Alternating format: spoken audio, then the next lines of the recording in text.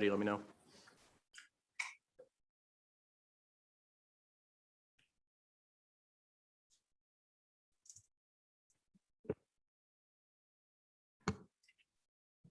Well, good morning, corporations, elections, and political subdivisions. Welcome back for day 2 of our meeting.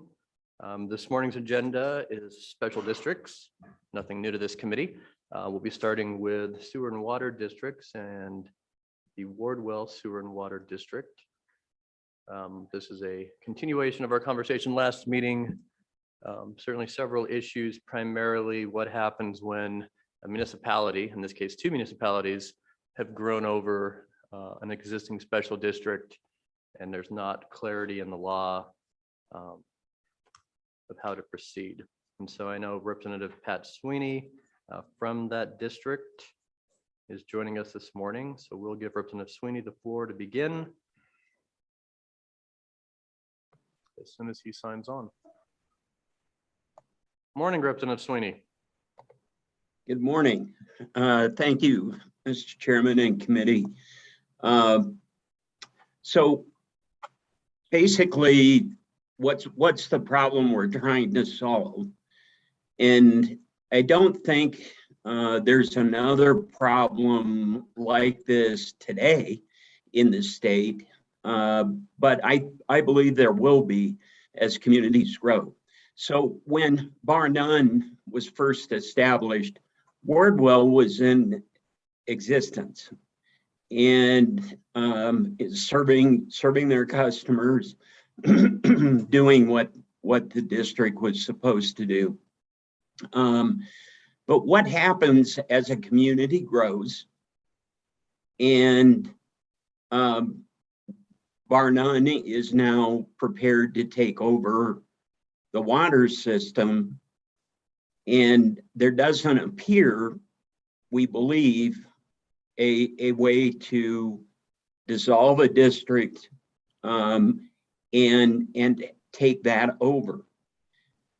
And like I said, in the future, I think this will happen again.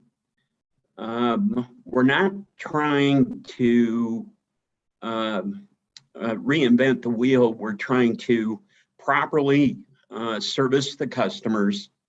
70% of the customers lie in Bar None's jurisdiction for Wardwell. So they have by far the largest measure. And as we go through this, you'll hear different testimony as you did last time, but hopefully we'll keep it brief and keep you on track. So with that, I know LSO has presented a couple of memos, Mr. Chairman, and I know there's other folks to testify on the issue. And you have 2 draft bills, House Bill 72 again, to look at, and we would like to talk about that. There's also an amendment that's been prepared but not properly by LSO. Not at fault is LSO, that was prepared by the city of Casper, that WHAM would like to present as an option. And also, I believe the committee at Senator Scott's, who's also representing his part of his district is Wardwell Senate district. So with that, whatever, which is an elections bill, which I think is also very relevant. So with that, Mr. Chairman, however you'd like to proceed. Sure, thanks. Any immediate questions for Representative Sweeney? Not seeing any. Thanks, Pat. Don't go too far. They referenced a memo, LSO. Did you do a memo, Josh? Do you want to come forward and kick us off? Thanks.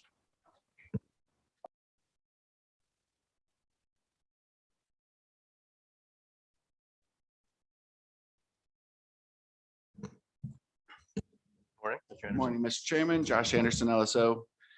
Yeah, you'll see in your packet a memo I did dated August 12th, 2021, where I just went into the existing statute and kind of looked at all the ways that it mentioned annexation or dissolution of a water and sewer district.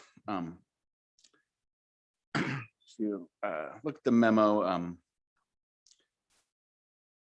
first off, 4110-113, the powers of the district board provides that when a district abuts a city or town, and when all of its indebtedness has been fully paid or satisfied, the district board may convey to the city or town, with the consent of that city, all the property of the district upon the condition that the city or town operate and maintain the district, and then the water and sewer district can be dissolved. Then there's 4110-120. This provides that how a district's boundaries can be changed. And it says it can be changed in the manner described in the Special District Elections Act. And then it also provides that real property excluded from a district is subject to the levy of taxes for the payment of its proportionate share at the time of the exclusion. But when you look at the Special Districts Elections Act, there's really not a method in there for an exclusion or change in the boundaries. You can see the highlighted language there that exclusion essentially sunsetted in 1999. There's also a provision for annexation by a city or town, again, in the Water and Sewer Districts Act, starting at 4110-152 and continuing through the end of that chapter, provides that it's optional on behalf of the city or town, but also provides in 4110-157 that it requires a majority of the landowners owning more than half of the land sought to be annexed to approve the annexation. And you'll see there was a Supreme Court case that recognized that there was not currently in statute a manner from that sunset in 1999 for the county to exclude property from a water and sewer district. So you meant there has been a state Supreme Court case over a similar issue? I don't remember exactly if it was exactly on point, but they did say essentially that because of that 1999 sunsetting, that the county did not have the ability to remove property from a district under 4110-120.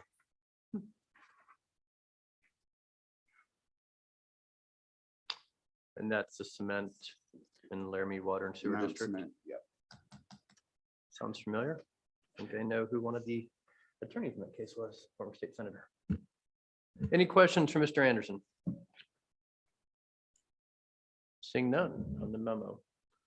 So is it fair, I guess, in your mind, Josh, to say it's an area of law that does need some clarification, regardless of which policy statement we go or which choices we make? It just is kind of fair to say there's a kind of a hole in the law right now on how these things work. Yeah, Mr. Chairman, I believe so. I think that's a fair statement that, you know, there is currently some process for this to occur, but the provisions of that 4110-120 on the change of boundaries is there's no real way to currently apply that. And there's certainly different ways the committee could go about doing that, and that's probably some policy choices, but. Okay. Seeing no further, Senator Scott, question? Not at this time? Okay. And this is in your district, Senator Scott. Do you have statement? I think now works, if that works for you. Good time, Senator. Go ahead. Mr. Chairman, it seems to me that the existing statutes contemplate that a municipality ought to be able to provide the basic municipal functions within its territories. And I think there's good reason for that. For instance, in this, and water is one of these. You have to tear up the streets the city's responsible for to get at the pipes if something goes wrong. That with a separate outfit can lead to conflicts, and has, I think. It gives the residents clear one of their elected officials that they can deal with, to complain to when they have problems. It's part of the city's just basically running the infrastructure of the cities, and they can do things to promote economic development, that sort of thing. I think that makes sense. I think there is a hole here. I do have some concerns. You've got, in this case, you've got two cities, bar none being the predominant one. With Mills, it's only a small piece of the city that's involved, a relatively few number of taps, but same sort of issues apply. You've got an ongoing operation that about 30% or so of the customers are outside of the city limits of either city. So you've got to protect them. District has assets that are designed to serve the whole district. You want to continue the interests of the people outside the city and let them have some say in it. So we've got some complications we've got to deal with. Mr. Chairman, but I think ultimately we need to do something in this area. And then you have all the problems, Mr. Chairman, of a local fight with personalities involved and bureaucratic interests. So we've got to have a system that can deal with that. I think the bill is a good starting point, but Mr. Chairman, I do think we're going to need to do some work on it and to adequately protect the interests of the people that are outside the district. I don't know whether you want to talk about the election bill at the same time or not. I do think it is a potential solution to many of the problems. Any questions for Senator Scott? And we do have some people from the water and sewer district here and some of the mayors, and I know committee we have, we laid out the issue at our last meeting. And Mr. Pepper is on the agenda, who was not able to make the last meeting. So if you don't have any questions for Senator Scott at this time, maybe before we get into elections issues, I'm going to give Mr. Pepper a chance to speak and know how he sees. Yeah, I just want to say on the election issues, I did suggest that we need to do some work in this area, but I did not draft this bill. I knew that. Mr. Pepper, now would be a great time. Welcome to corporations. And I think you read through the minutes and maybe even watched our last meeting.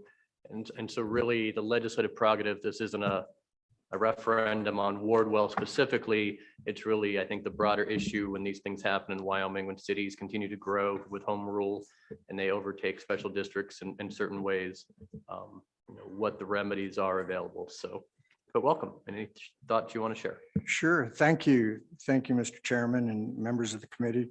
Thank you for allowing me the time to address you this morning. There's a lot of you who are new to this committee. So allow me to take a little time to introduce myself and our association and what we can do in this area and do in this area, both in elections and in just special district management and so forth. I am the executive director of the Wyoming Association of Rural Water Systems. My name is Mark Pepper. I'm going on my 16th year with rural water now. We provide technical assistance and training to help Wyoming public water systems comply with or maintain compliance with the Safe Drinking Water Act, the Clean Water Act, and increasingly the Resource Conservation and Recovery Act, RCRA, which deals with leachate and groundwater. We are the state's largest water industry membership-driven association. Our membership consists of all 99 incorporated municipalities, 135 special districts that own and operate water and/or wastewater systems, as well as 8 supporting members, organizations that provide contract operation services to an additional over 80 public water systems. We are a state affiliate of the National Rural Water Association with 49 affiliates in all 50 states and territories. Collectively, NRWA state affiliates have over 32,000 member systems. Wyoming has 320 community water systems and 242 community wastewater systems. In addition, there are about 450 plus non-community public water systems that are governed by the Safe Drinking Water Act and categorized as either transient or non-transient. In all, about 780 public water systems exist around the state. 96 of those community systems are owned and operated by municipalities. 224 are owned and operated by special districts, including water and sewer districts, improvement and service districts, and joint power boards. There are approximately 1,100 licensed water and/or wastewater operators in Wyoming. Only community water systems or community systems are required to employ licensed operators. Non-community systems are encouraged to do so, but the owner has the legal responsibility to act as the operator of record and comply with all aspects of the Safe Drinking Water Act and/or the Clean Water Act. From note, 75% of all the administrative orders issued by the EPA for safe drinking water violations are issued to transient or non-transient systems.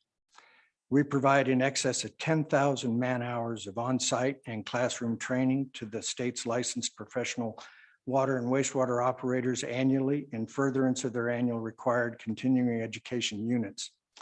We conduct in excess of 2,400 on-site technical assistance visits to all Wyoming PWSs annually. We conduct about 50 rate analysis engagements a year and conduct 10 to 15 on-site board training sessions annually. Our board training covers how to hold a board meeting and all of the statutory aspects that you have to do as a board member.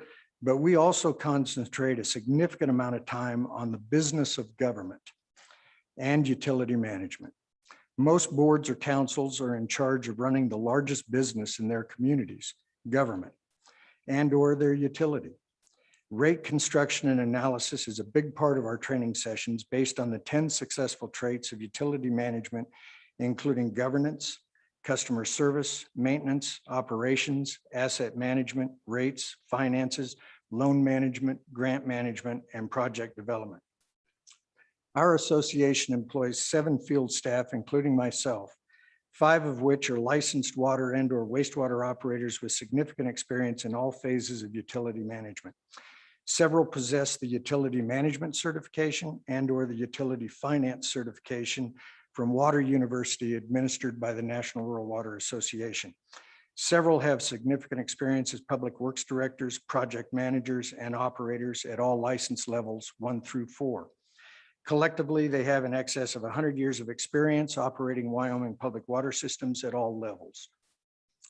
Our training specialist holds masters in public administration and has significant experience in technical assistance to Wyoming public water systems, as well as tribal systems in Montana, North and South Dakota, and Wyoming.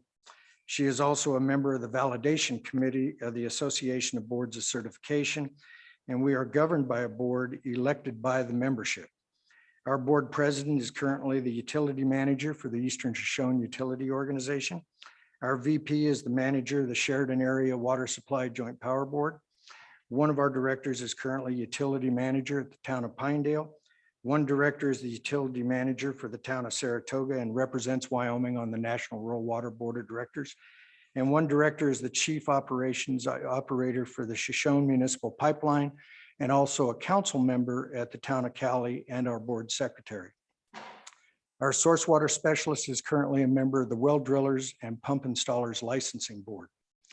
We also administer a water and wastewater apprenticeship program registered with the U.S. Department of Labor to help address the aging workforce and workforce shortages in our industry. In our first full year, we have 3 current apprentices and are in the process of year 2 signups and have 5 that we know of so far. It is a 2-year intensive program. I am an accountant by trade and worked for about 8+ years in public accounting firms specializing in governmental accounting, auditing, and financial reporting, both here and in Colorado. I spent 12 of those years as a large entity reviewer for the Government Finance Officers Association Certificate of Achievement for Excellence in Financial Reporting Program, and also 12 years as a member of the Distinguished Budget Presentation Program. I spent 17 years in senior financial positions, including some of the nation's largest agricultural vertically integrated companies, food processing entities, and shifted gears for about 7 years to high-tech venture capital prior to joining Rural Water. I've been appointed by the last 3 governors to the Small System Task Force, Non-Point Source Task Force, State Emergency Response Commission, and State Qualification Review Committee. I also serve as the chair of the Casper-Natrona County Area Economic Development Joint Power Board. I serve as a member of the Wyoming Water Association Board of Directors, and for the last 9 years, I have served as a member of the Board of Directors for Wardwell Water and Sewer District, currently serving as Secretary of the Board. I have also served on numerous work groups and task forces, both within Wyoming and nationally, on topics ranging from water nutrient values to surface water quality standards. I was also appointed to the Special District Task Force convened in the interim session of 2016. All of the appointments allow me to have hands-on exposure and contribute our insight into every aspect of water quantity and quality issues, including advocacy on rules, regulations, and legislation. Until 2 years ago, no municipality or special district had raised concerns about my involvement in any of the appointments or groups, but I will declare the conflict between Wardwell and the City of Mills, Town of Bar None, Central Regional, any of the Central Regional's customer systems, City of Casper, Natrona County, as all of those entities are members of our association, and I am currently a resident of the Town of Bar None, as is all current board members at Wardwell Water and Sewer. Now, allow me to talk a little bit about some special district issues that are germane to your discussions today. First, a statement on public water systems.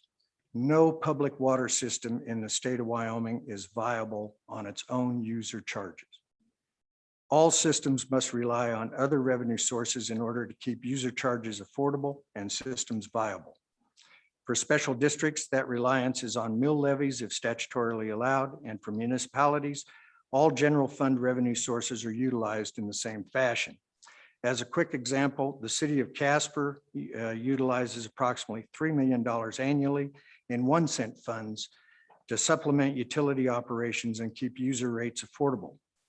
Most municipalities do not utilize strict governmental accounting and commingle general fund and utility revenues, personnel, etc. Special districts and municipal systems must adhere to 15.7.407 in setting rates. The rates shall secure an income sufficient to pay all debt and interest, pay all salaries and wages, cover the cost of all materials and supplies, cover all miscellaneous expenses, cover all usual extensions and enlargements together with a reasonable allowance for emergency and unforeseen expenses. And the big one, provide and maintain a depreciation fund for each department. Such reserves are to be deposited into separate bank accounts to be used for betterments, major repairs, expansion, and replacement. With that backdrop, I have the 3 areas I'd like to talk about. And first, we'll talk about elections. All special districts must adhere to 2229 et al. In conducting elections. And I am not aware of any special district, and I'll caveat that and say that are water and sewer related, that does not conduct elections in accordance with the statutes. These are not willy-nilly dates. They are set by statute, advertised appropriately for the required timeframes prior to the election, etc. A general note on elections. I'm not sure, and I deal with all 300 plus public water systems in the state, both municipal and special districts. I'm not sure why people want to run for town council or county commission or state legislature, but it is very difficult and increasingly difficult to get candidates to run for special district board seats, and that's statewide. Special districts are formed by motivated residents looking to better a specific portion of their subdivision or area. As those motivated board members move on, it is getting difficult to get candidates. I do think that is an issue I'd like this committee to explore, and I do have some ideas to bring forward at some point. I do note that many elections in the last cycle did not have opposition, including many state senate or house races, and vote totals in those unopposed races appear to be appreciably lower than contested races. Voter apathy has been an issue for several cycles. A draft bill on election amendments would seek to address a local jurisdictional dispute that has been the subject of the June committee meeting, and some ideas have manifested in this draft bill. To note, in Wyoming, we have 44 water and sewer districts. Out of all of those, 8 of those are active, but in the process of doing different things as municipalities have expanded and they've become what are called consecutive systems to a larger system. And no longer actually provide the bulk of the water or sewer system operations. Of the 36 special districts organized as water and sewer districts actively operating systems, only 2 have taps in excess of 1,000. 3 others have taps over 500. And we pick up 4 more if we drop it all the way to 250, according to the Department of Audit and the EPA System Inventory Rule Manager. Only 8 have populations greater than 500. And an educational point at this, 92% of all of the water systems in Wyoming serve populations under 500. I'm not sure, and our association is not in favor of targeting specific size entities for changes to the election statutes due to cost, complexity, and possible confusion. In researching special district election dates, I note that due to the complexities of special district voters and boundaries, special dates were devised so not as to complicate elections and to allow for election integrity. Corporations and/or business entity customers in special districts are allowed to vote in special district elections. A corporation or business entity must designate a voter who is registered with the county clerk prior to the election. These designated voters need not be residents of the district to vote. Many special districts cover several precincts, House districts, Senate districts rarely, have county commission races, multiple municipalities, such that creating a ballot for each of the polling sites could become cumbersome, costly, and allow for election or voting errors. Our association is not in favor of any changes to special district election statutes as proposed, but as indicated, we do have a few suggestions that we would like to explore in the future regarding board vacancies. The annexation issue. A draft legislation has put me squarely in a compromised position on its face. Is the proposed legislation allowing a political subdivision of the state of Wyoming to pass an ordinance forcing another quasi-municipal political subdivision to dissolve? While not addressing the systems or entities involved in the local jurisdictional dispute by name, I do have some general comments on this topic. As I said earlier, 2/3 of Wyoming community systems are owned and operated by special districts. Some municipalities are seeking to expand to capture additional tax base, major employers and/or sales tax, as well as gain first-class city status to participate in the larger pool of allocated funds or as natural growth cycles occur. Several special districts and some municipalities have discussed with me since this legislation the problems they feel could arise if a simple ordinance could affect a dissolution of a district. Many fear a municipality that could annex tax base in a targeted manner and contiguous, such that the remaining district boundary and customer base would be rendered unviable. Many fear a municipality could force a dissolution vote, gain control and operation of county areas, and then impose rates pursuant to state statute, allowing for a municipality to charge up to 1.5 times the utility rate to out-of-boundary customers who would have no representation in municipal rate setting, current or future, and whose only recourse would be to file a grievance with the Public Service Commission requesting a rate hearing for the municipality to prove the increased cost to out-of-boundary customers, a costly and time-consuming endeavor for both sides, and I've been in a couple of those. On behalf of special district members, the association board is unanimous in opposing the change to the annexation statute or to additions proposed to 4110 at all.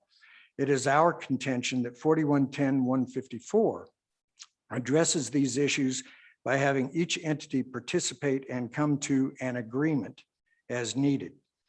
Interrelated with the dissolution is a discussion on rate structure and property taxes.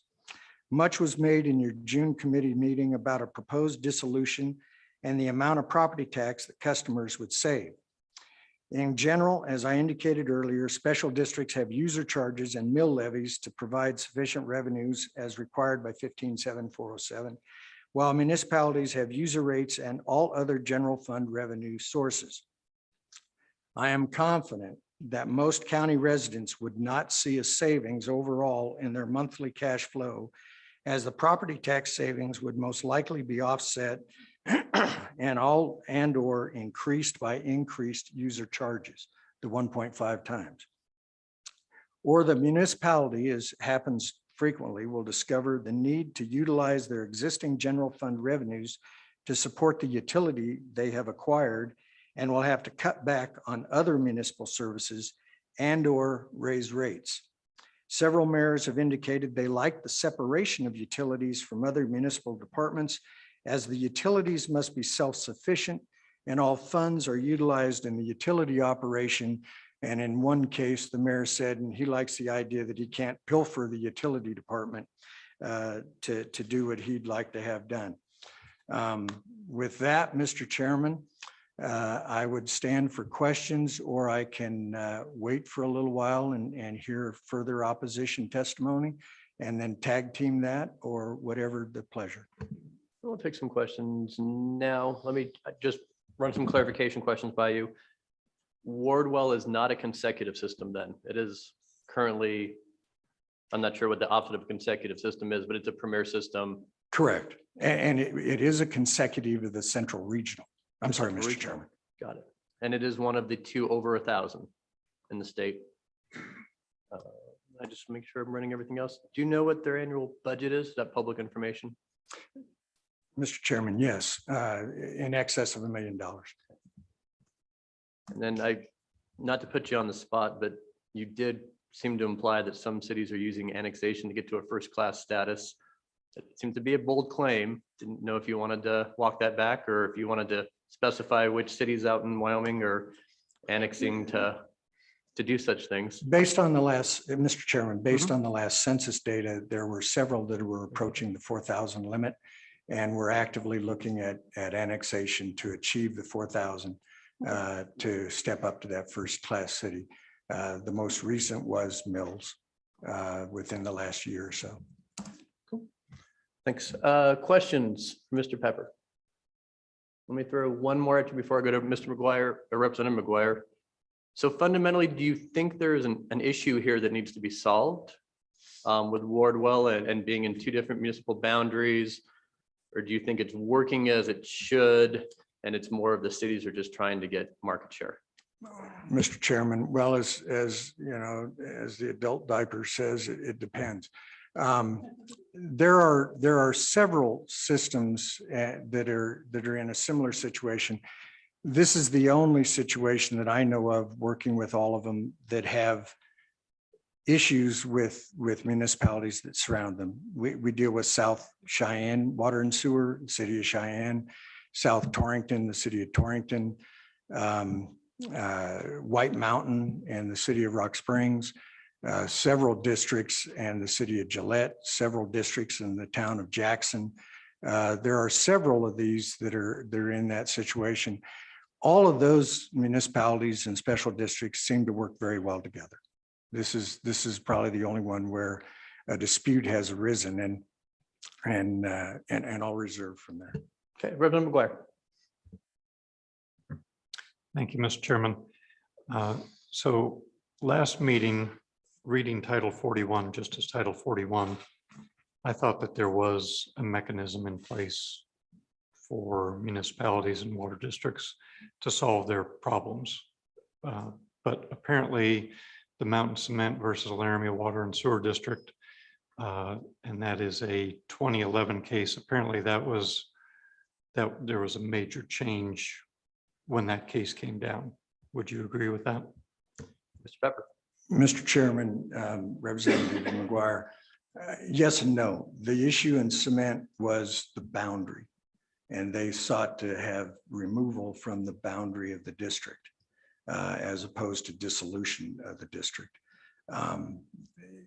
In my reading of 4110 et al., I believe 154 is the mechanism for solving this particular dispute, which is to have everybody get in a round room and come to a decision and a resolution. And there are some resolutions.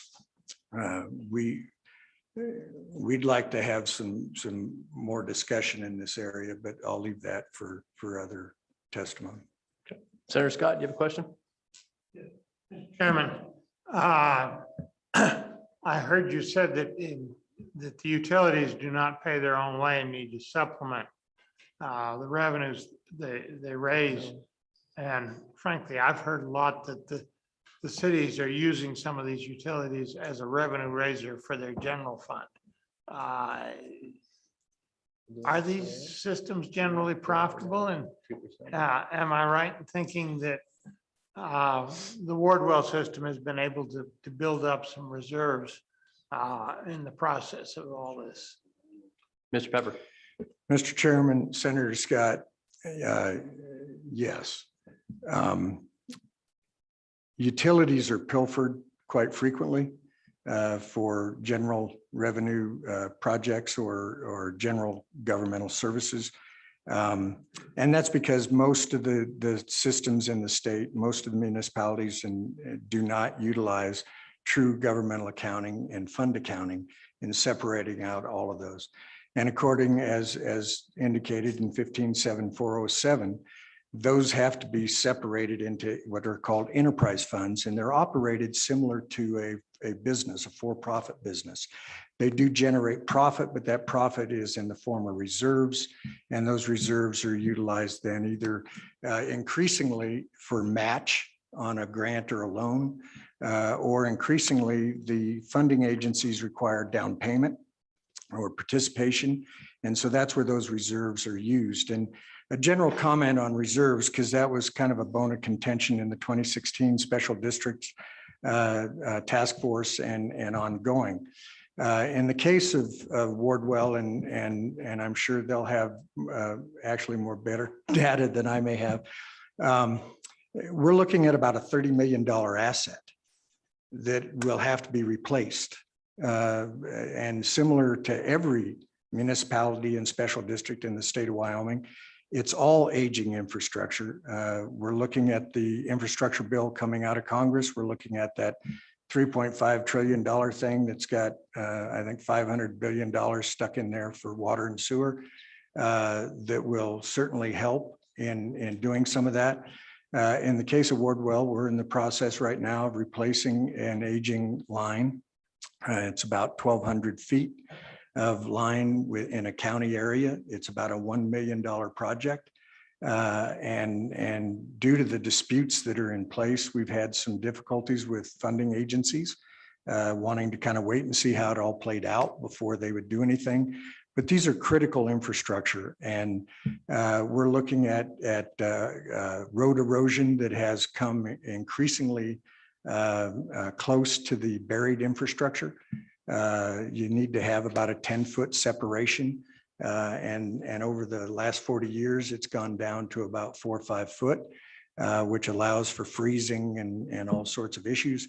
So we are in the process. We have a continuous improvement program that is looking out over the next 4 to 5 years as to what we're going to be needing to do for infrastructure improvements.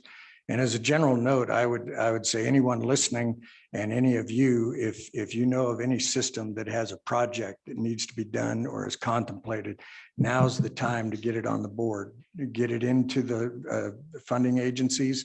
We're working with the governor's office to see if, as all of this other money becomes available, that we can have a second intended use plan hearing to add those projects so that they can get on the board faster.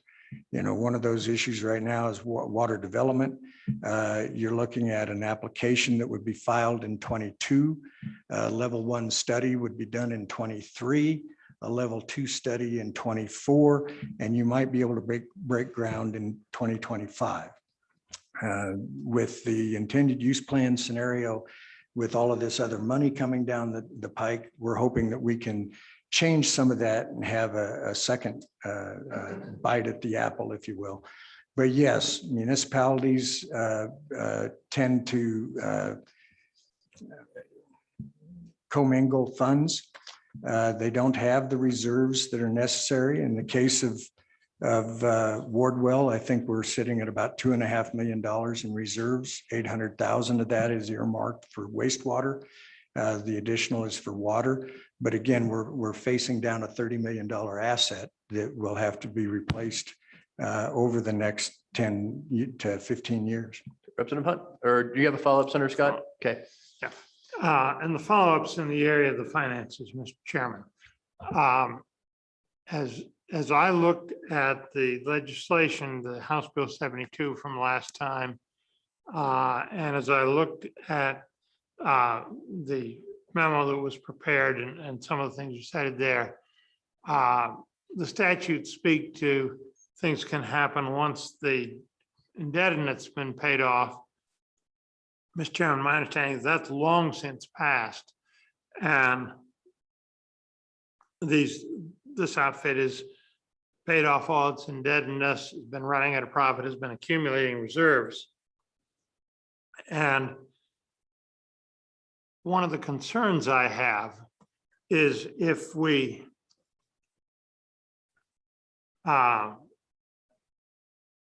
either transfer the stuff within the city limits to the cities of Barnon and Mills, or dissolve the district and they run the whole district. What happens to those reserves? They've been obviously supplied by customers both in and outside the municipalities, and the significant ones on both sides of that line. It's about a 70-30 split, Mr. Chairman. How do we be fair to everybody in terms of that's clearly a very useful asset that you can use and are intending to use to replace the infrastructure, which is aging both inside and outside the city limits. I was unclear if we passed the bill, what would be the situation with regard to those assets and getting a fair division of them. Would wonder if you could comment on that. Mr. Pepper, go ahead. Mr. Chairman, Senator Scott. Yeah, that's kind of an 800-pound gorilla. Out of that, 800,000 is wastewater, which is only in the county. The town of Bar None has its own sewer system and operates its own sewer system. The city of Mills has no infrastructure in Wardwell. That's part of the contention and the complexities that we deal with. No Mills assets are inside the annexed area. In an annexation, it's a little bit different. It's pretty clear that it would transfer as a rateable. And I think 4110-154 would come in terms of an agreement on that split as it relates to the water and as that's built up. In this case, I think Wardwell has the financial records to show that most of that occurred from county sources over the years and building up because the town of Bar None is ostensibly about 2/3 is brand new within the last 15 to 16 years, that north portion. In the case of the dissolution, that's a little bit different. If the district is dissolved, the statutes are calling for a dissolution within all of the assets would flow to the acquiring entity. A complexity in this case, and an additional complexity, and one that we have not been able to get legal or anyone to be able to resolve, is the complexity with the Central Regional. It was formed with Wardwell being one of the founding members. The Wardwell infrastructure was transferred as part of that agreement to join the regional. And regional relies upon that customer base for its debt. And there is an exit fee to be paid. And looking at the exit fee, I'm not a lawyer. I'm not a lawyer, so I don't have all of these, but I think that there's some complexities as it relates to bond capacity, that this exit fee could impact the ability of the municipality to do further projects down the road. And so I think there's just an enormous amount of complexities in this particular instance that has complicated the matter. And that's why discussion needs to happen. And that's why I think 4110, 154 is fine. I don't know that we need to, there may be some holes if you want to look at how boundaries are set and whatnot within annexations. And this is also a case where when Bar None was created, it chose not to take control. There was some debt at the time, and that might be an area that we can explore is why wouldn't the entity take the assets and liabilities? And in the case of the Wardwell and Bar None and Mills, we have the further contingent liabilities of the exit fee as well as those debts of the Central Regional that have to factor into this. So a lot of Complicated. Senator Driscoll, did you still have a question? Thank you, Mr. Chairman. Mr. Pepper, very, very informative. You've educated as well. Back to the ARP and the federal funding. My understanding was we couldn't match water development money or other funds for the match on what they're asking. Is that incorrect? Mr. Pepper, if you know. Mr. Chairman, Senator Driscoll, it depends on how they actually end up writing the rules and regulations and how it actually ends up coming out. It's our general understanding that that's true. The federal funds would pass through generally EPA, evidently through the SRF, state revolving funds. And we're not sure in reading the way it came out, whether those funds would be able to mix and match, i.e. that SRF could issue 75% and water development could do the other 25%. So we've got to wait and see how they really read it. Mr. Chairman, thank you. Time out. Follow up. Time out. Can I give you we're gonna take about a 1-minute recess. We had a small technical issue we're gonna solve real fast. Yeah, no, we're not going to solve it real fast. We're hoping, it might be 5 minutes, Katie, if we could take a 5-minute recess. We pulled out an important power cord behind us, apparently.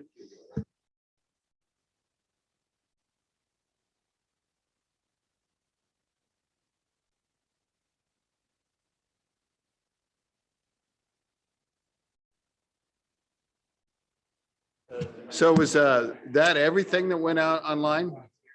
Audio too?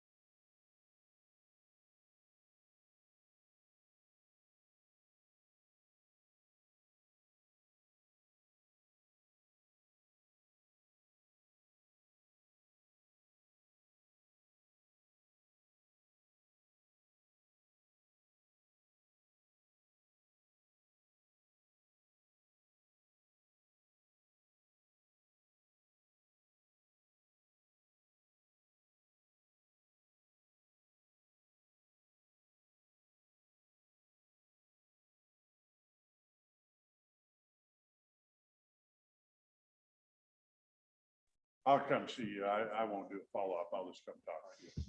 Busy in what area? Okay, committee, we're back.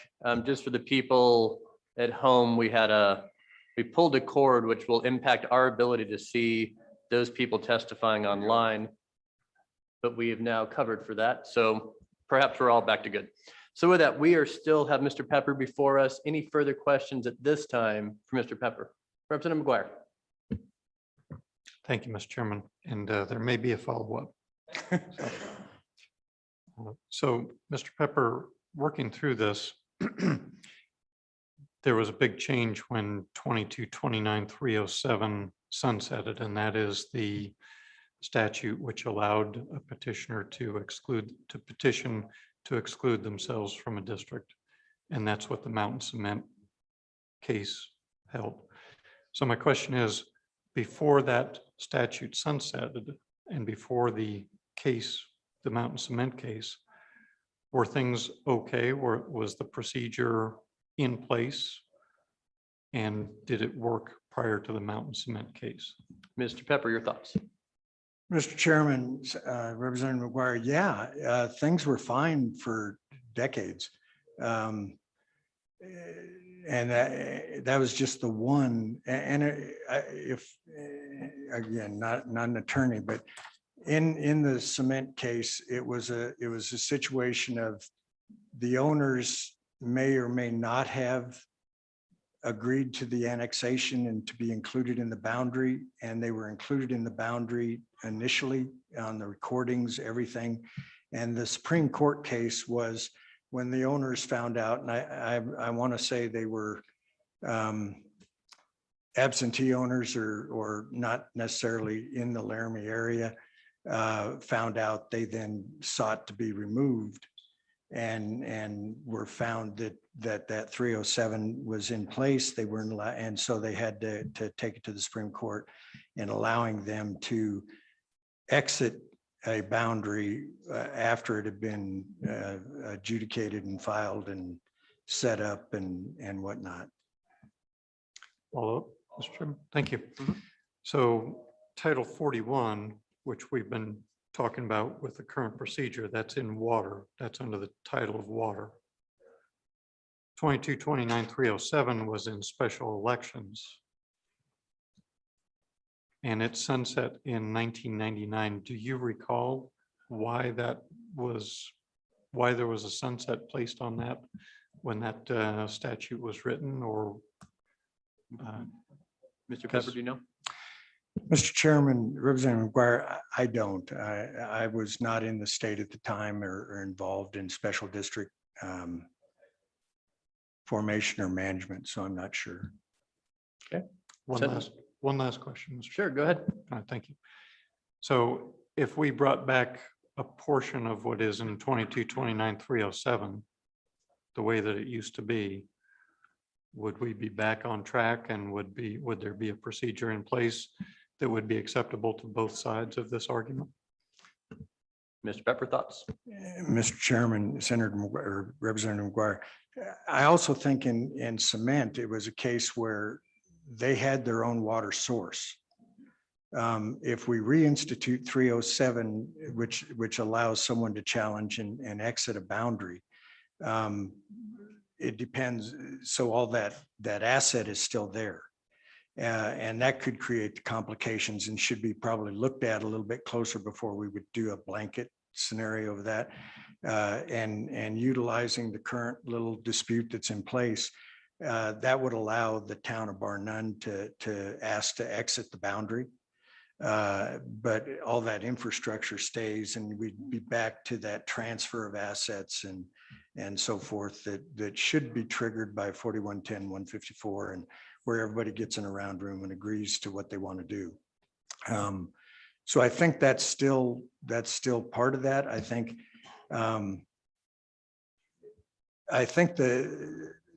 I'll read between the tea leaves. The sunsetting of 307 was probably also because there were so many land transfers that were starting to take place. And so new owners may not have wanted to be in a district or for whatever reason.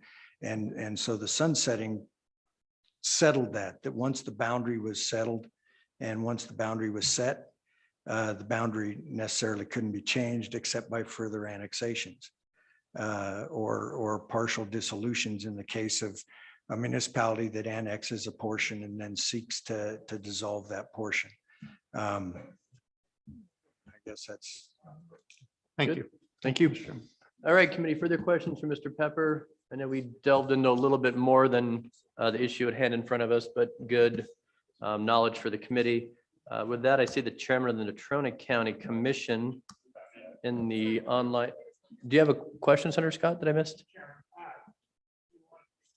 Relating to the education bill this time or later? Let me see if there's anybody who wants to provide any further public comment. I think, we have heard from Commissioner Bertolio and Mayor Ford before, but I do just want to check. I know Commissioner Kaufman's in the room. I think she's here for a different bill though, but I'm waiting to see if Commissioner Bertolio is joining us. He may have stepped away from his computer. Let me see if Mayor Ford wants to jump on and has anything to say too. That's Commissioner Bertolio. There I am. Oh, now you're both there. Okay. So have you followed the discussion so far? Any comments on currently where we are? We haven't really delved into the legislation yet. Just kind of reprimed, the issue. Any thoughts you have as the chairman of the Natrona County Commission on the issue at hand and a possible way to solve it and where the county is? Yeah, thank you, Mr. Chairman, members of the committee. Paul Bertolio, Chairman of the Natrona County Board of County Commissioners.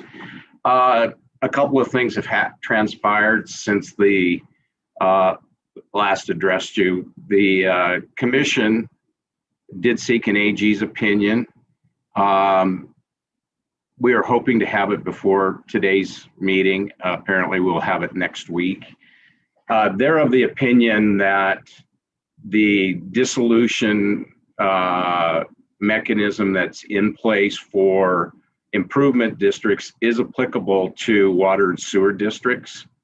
When we get the opinion, I'll be glad to forward it to the committee for your review. At this point, it is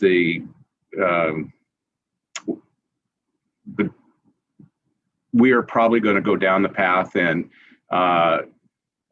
Mayor Ford and Mayor Coleman have submitted a petition. We're going to double check that to see if it meets the qualifications for putting it to a ballot question.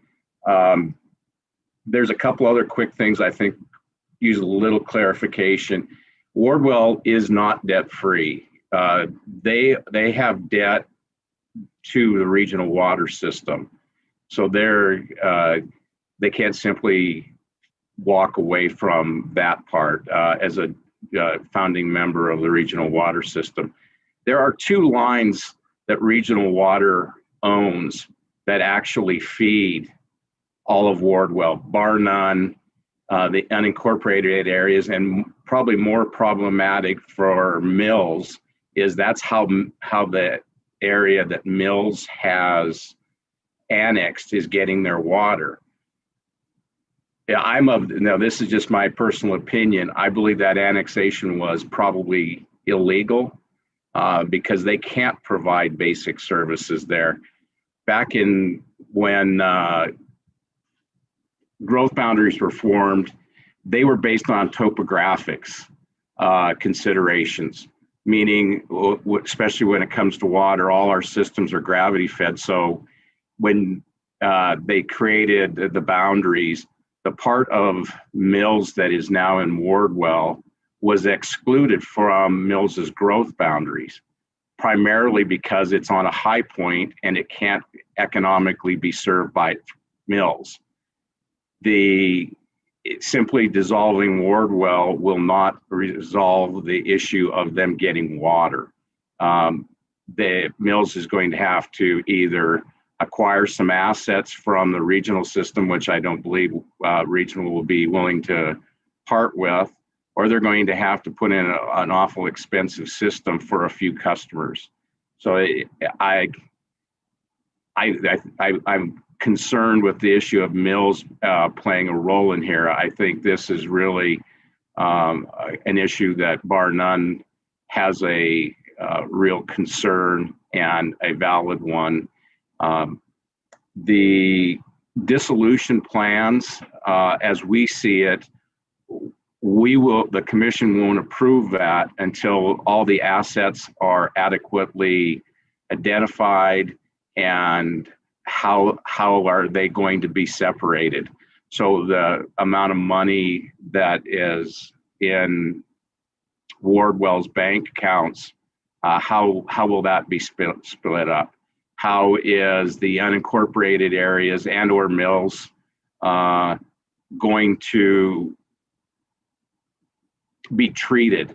They are, one, regional customers, which I serve on the regional board, and two, they are, I represent not only the unincorporated areas, but I like to believe I represent all the taxpayers. And the last thing we want to do is, in the course of dissolving Wardwell, create a nightmare where the ratepayers or the taxpayers at both the local level as well as the state, because we will be coming to the state and asking for funds to help modify the system.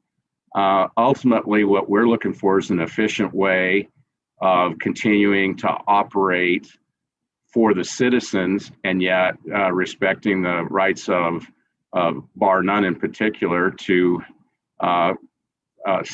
fulfill their own future, if you want to call it that. So with that, I'd be glad to take any questions. Questions for Chairman Bertolio? Not seeing it at this time. Thank you very much for. Thank you. Yep. Mayor Ford, any opening comments?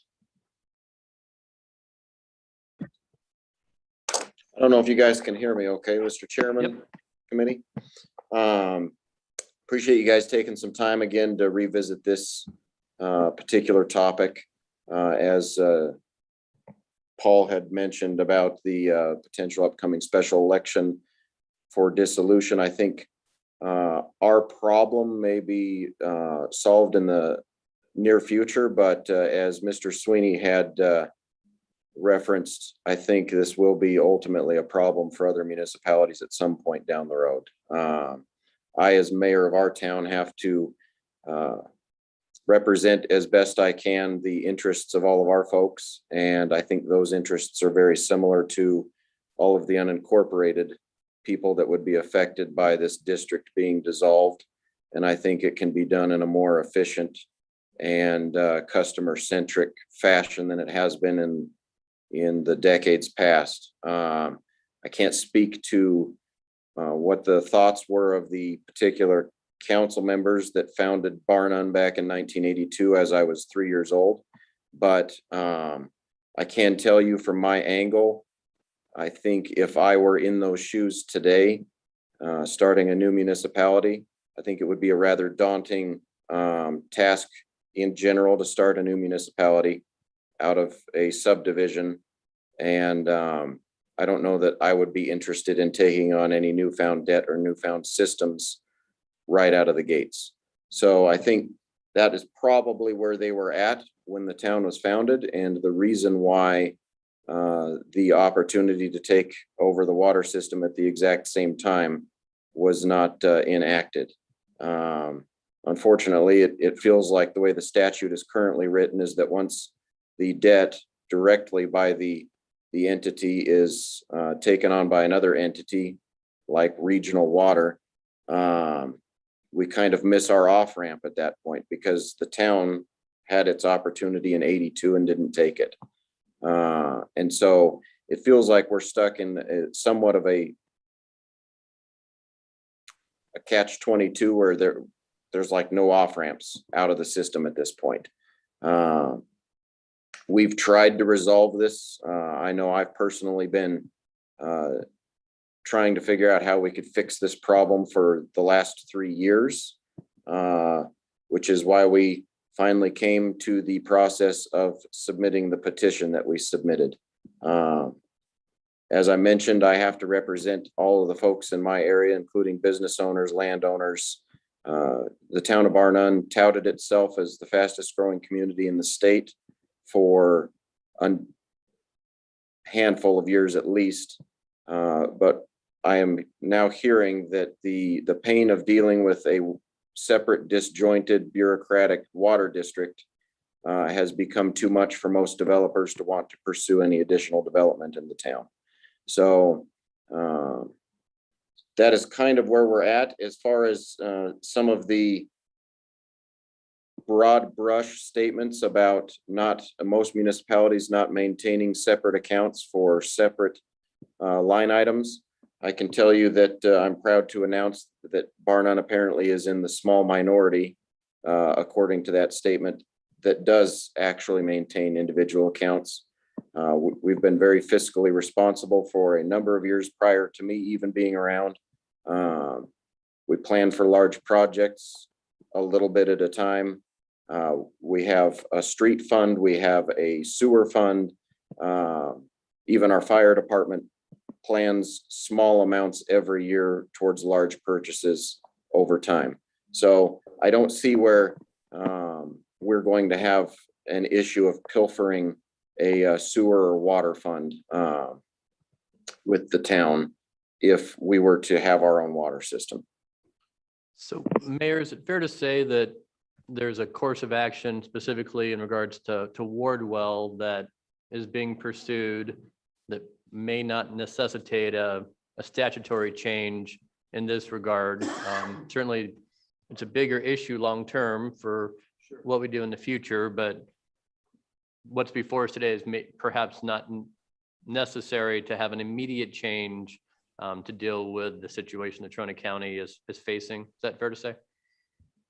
Mr. Chairman, I think fairly accurate. I think we're in a situation where, depending on how that turns out, it was all hinging on an AG's opinion that took a while to get. So I think we're in a situation where now that the ambiguous portion that had sunsetted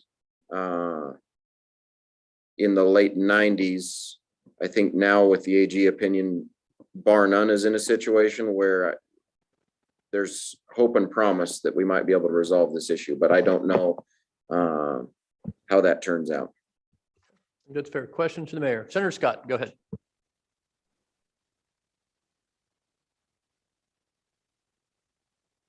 On the issue of Bar None being able to, when it was first founded, I was representing that area as in the first the House, then the Senate at the time.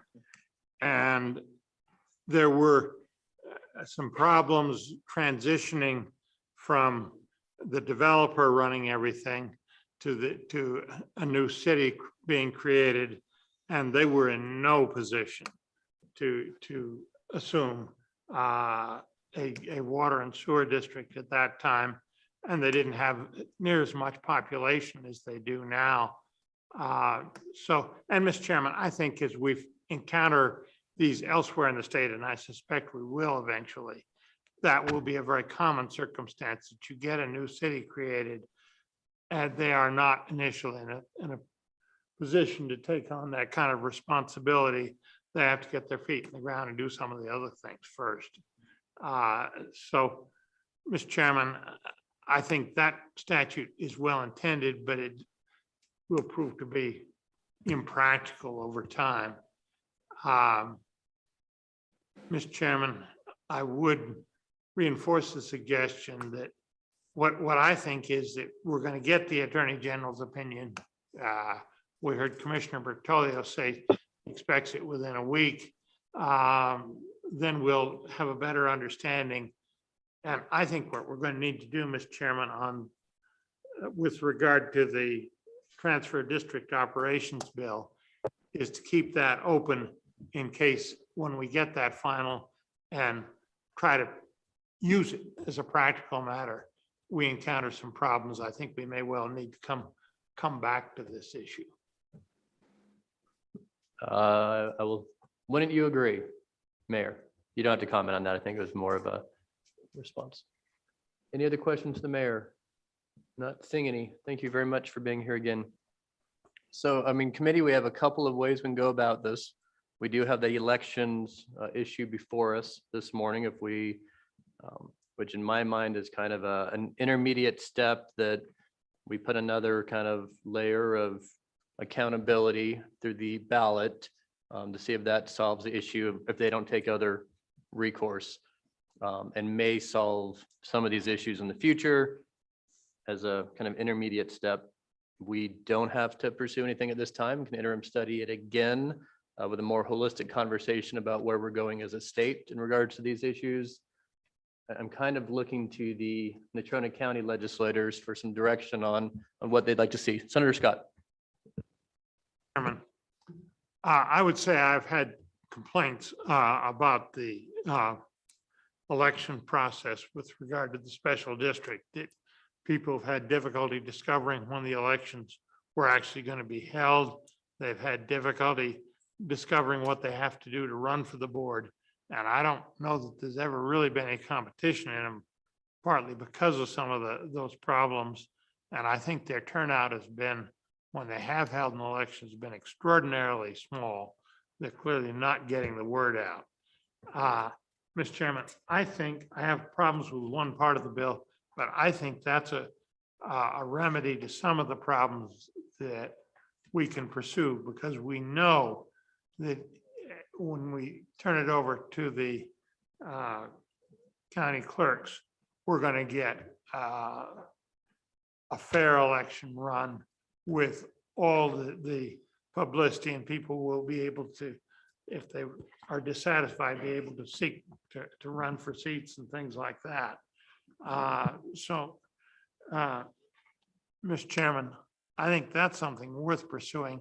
I think the other bill we ought to hold on to until we see if the problems can be solved, given what we hear from the Attorney General, or if we have to change something so that they can be solved.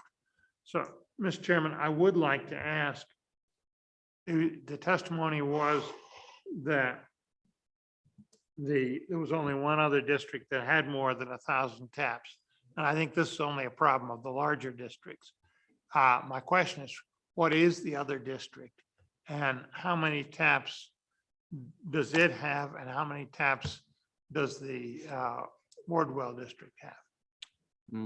Mr. Pepper, you're probably the best person to answer that in the room that I know of. Do you have that information off the top of your head? Almost. Thank you, Mr. Chairman. Senator Scott, give me just a quick second to get to the right.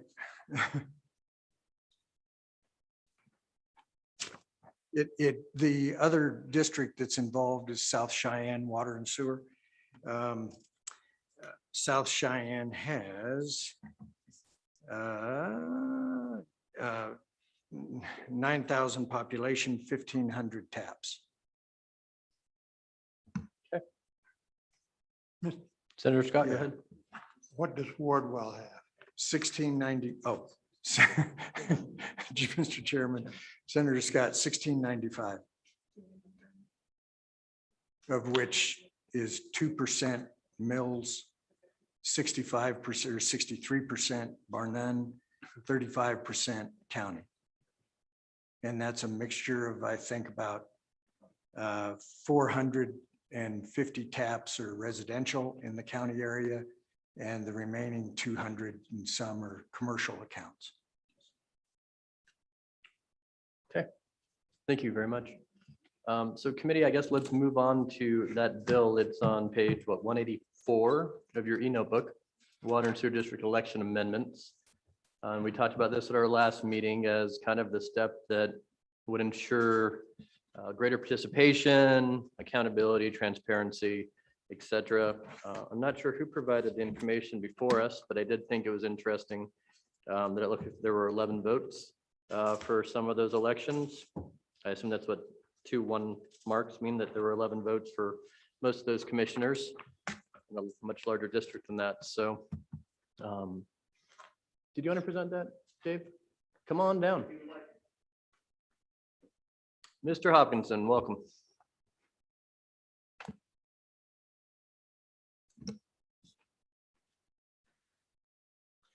Good morning, committee. David Hopkinson with the LSO. here to present 22 LSO 061 version 0.5 water and sewer district elections amendments.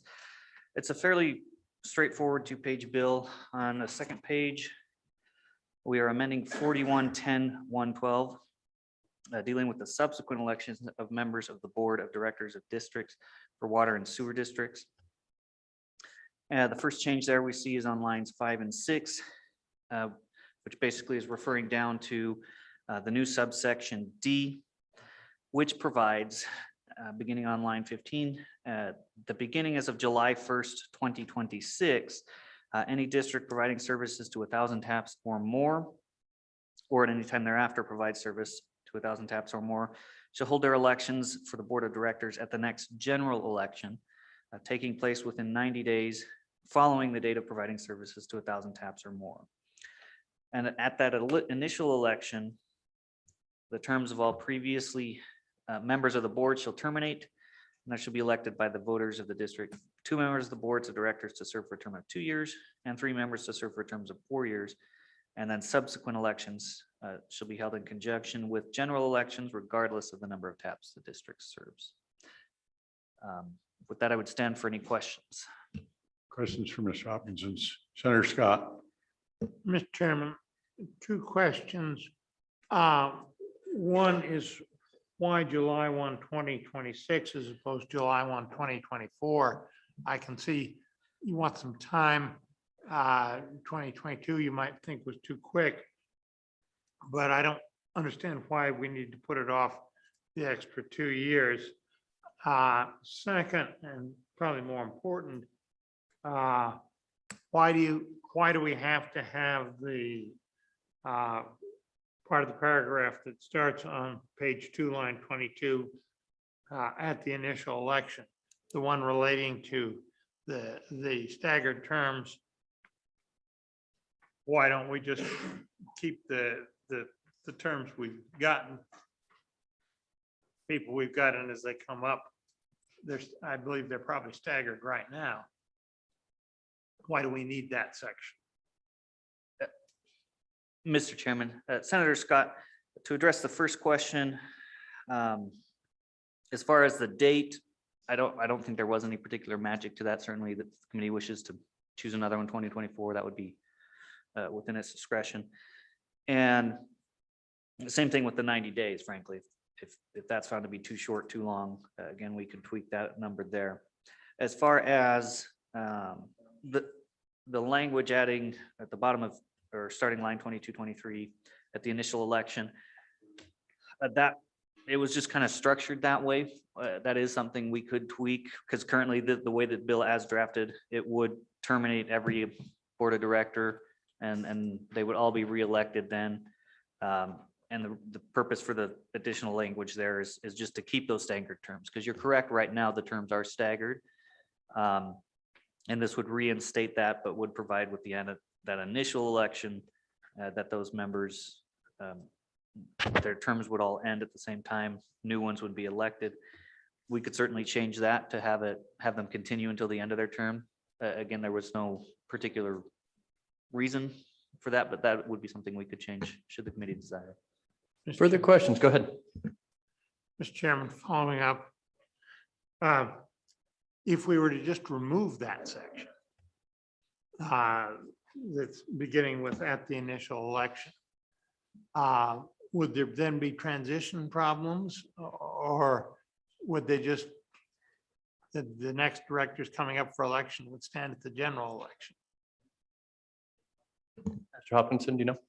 Mr. Chairman, Senator Scott, I think it would primarily be a timing question, because I don't think these elections are necessarily held that close to a general election.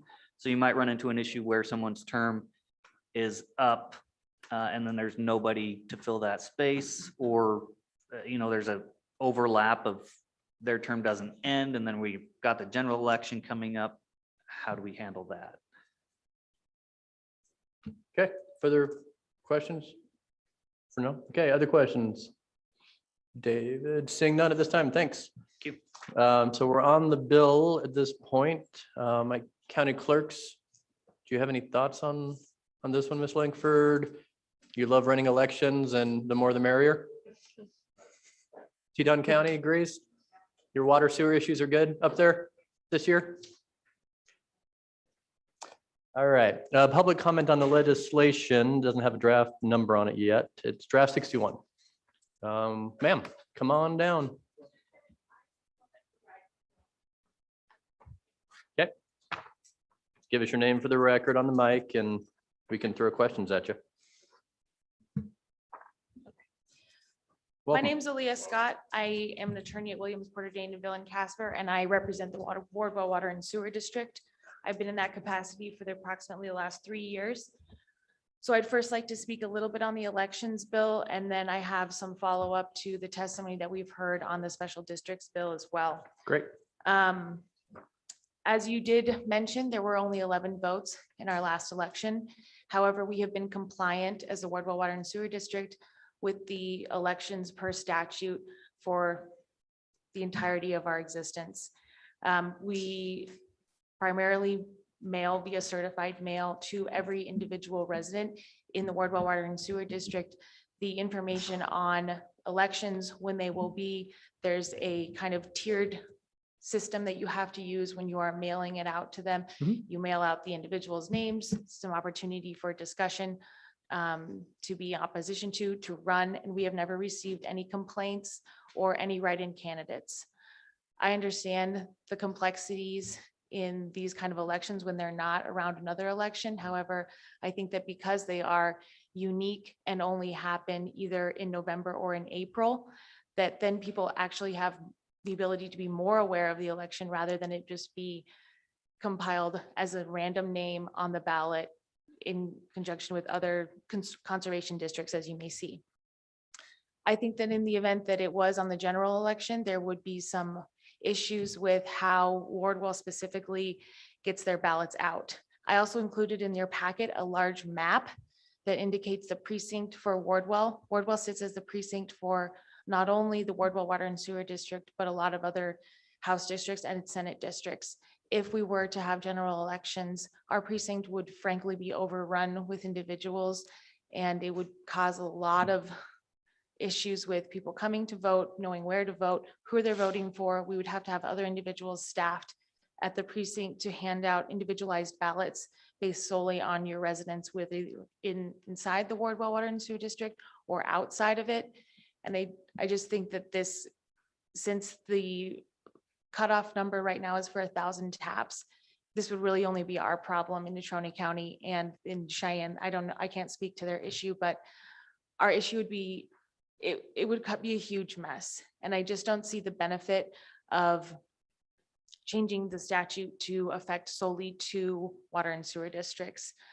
If there are other critical decisions we need to make about how the word gets out, about how to run for elections or be involved in the water and sewer district as a board member, I think that could be addressed in an MOU or something similar to that. I would like to move on to discuss some of the complexities with the special district bill. First of all, I wanted to just touch briefly on budget. Our current water project is a $1 million project, as you all heard. It is my understanding that bar none's entire budget for that town is under $1 million. I don't see how they could be able to run a large water and sewer district if they did not assume not only debt, but also infrastructure. And based on my review and the complexity of the research that I've done over the last 3 years, I frankly do not know how we would parse out who owns what, who pays for what. I mean, the only option I see would be to basically sell everything, proportionally divide up the profit and the debt to all the residents, and then take some back. And that frankly is just a mess and honestly impossible. I included in my packet a letter that I wrote to the Natrona County Commissioners back about maybe a little over a year ago. And it outlined some of those complexities that I had addressed with the town of Bar None and the city of Mills. The proportional debt that you've heard a number of other people speak about is astronomical. I have been unable to determine an actual number, but I believe is in excess of $3 million that Wardwell proportionally owns based on its involvement in the Joint Powers Board of the Regional Water Sewer System. being able to remove ourselves from regional and either replace us with some other joint powers board or another entity is not anticipated in the joint powers board governing documents. And I don't know how that would pan out. I understand the desire for Bar None to be able to have their own water system, and I'm sympathetic to that. We have postured some other solutions, which may include that Bar None would become a customer of Wardwell in its entirety, and then Wardwell would be able to sell water at an agreed upon rate to Bar None, and then they could run it as they see fit. I still think that we would run into issues with infrastructure projects, and there might need to be some sort of agreement on that. And Ms. Scott, I think we agree with you, and that's why the bill before us is maybe a small step to solving the problem, and whether Natrona County commissioners, et cetera, want to pursue other avenues. Not necessarily in our prerogative. So just on the Agreed. elections bill that's before us right now, further thoughts on that, besides that it is targeting really just two systems, the other one in my district. So, No, I think that that covers the election bill, and I understand that testimony on that other bill has kind of been labored at this point. I did just want to have one more point on the annexation ordinance, because I think it will be continued to be an issue, and I do see room for improvement. The way that that bill is currently structured, it being that a municipality could pass an ordinance that would then kind of assume or annex those special water and sewer districts. Right now, my concern with that is Mills and Bar None have passed ordinances specifically exempting themselves from public notice statutes. And we are now, if they were to pass an ordinance dissolving Wardwell, we wouldn't know, because we aren't afforded the opportunity via public notice to either comment on that or oppose that. And I know that there's been discussion that it's being posted elsewhere, but I have been unable to access certain other ordinances that involve my personal legal work and also the work with Wardwell. So that's a big concern on my end, as far as if we move forward with any amendments of the annexation bills. I think that public notice and how the annexation will go forward is a critical thing that this committee and the legislature in a whole should consider. I would stand for any questions. it was, and I think it's very fair. Darn right. And so committee, we are still technically on the bill before us on the election amendments, and certainly after that discussion, if we wanted to get further into issues, welcome to. But questions from Ms. Scott on the bill? Yes. Chairman Driscoll. Mr. Chairman, mine goes a tiny off of it, but is pertinent to it. I pulled up your website, and, back to low participation, whatnot. There's no explanation of what board members do or what their duties are on it. And there's no financials there. So back to transparency, and to me, I am in favor of the bill. I think some consistency is good through it.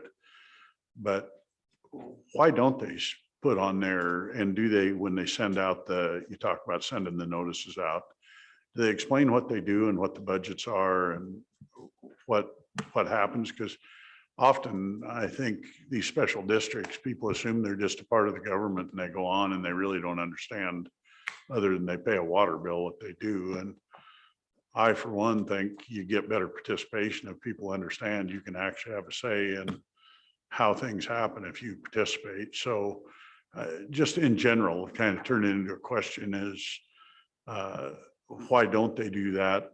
And then back to your comments that you think it's going to confuse people to vote on a general election year. Flesh that out just a little better for me, because I kind of like the general elections, because that tends to be when the voters do pay attention. So fire away, please. Thoughts, Thank you, Ms. Mr. Scott? Chairman. Yep. Mr. Chairman and Senator Driscoll, thank you for the question. It's been my experience in the last 3 years that we have not sent out an explicit kind of pamphlet explaining the board's role, what that would entail. I don't see why we couldn't do something like that. I was discussing with Mr. Pepper about how we could better inform all the residents about the role that they could play. I think we've done our best to comply with the statutes, but in over compliance with that, I wouldn't be opposed to, kind of reformatting some sort of letter notifying them that, hey, the election's coming up. And also just as kind of like informal, we invite you to participate kind of thing. Here is some, a bullet point list about the involvement, what the time commitment was, that kind of thing. I do represent some other water and sewer districts in the Natrona County area, and we've had some issues with elections recently in that none of the individuals in the district want to do it, but I have written an informal letter like that and reached out, and it has spurred some involvement as well as kind of neighborly discussion, since I'm sure you're familiar with how small some of the districts are. It really is you and your neighbor, so you better get on board. But and then as far as my impression that it may confuse people, I think that the confusion would lie more with getting the right ballots to the right people. I'm not sure how many residents in Barnon are using mail-in balloting versus coming to the precinct. And I think that it could be a workable solution. I just would need to see some more formality and discuss it with the clerks as to how that complexity would work. Thank you. Senator Driscoll.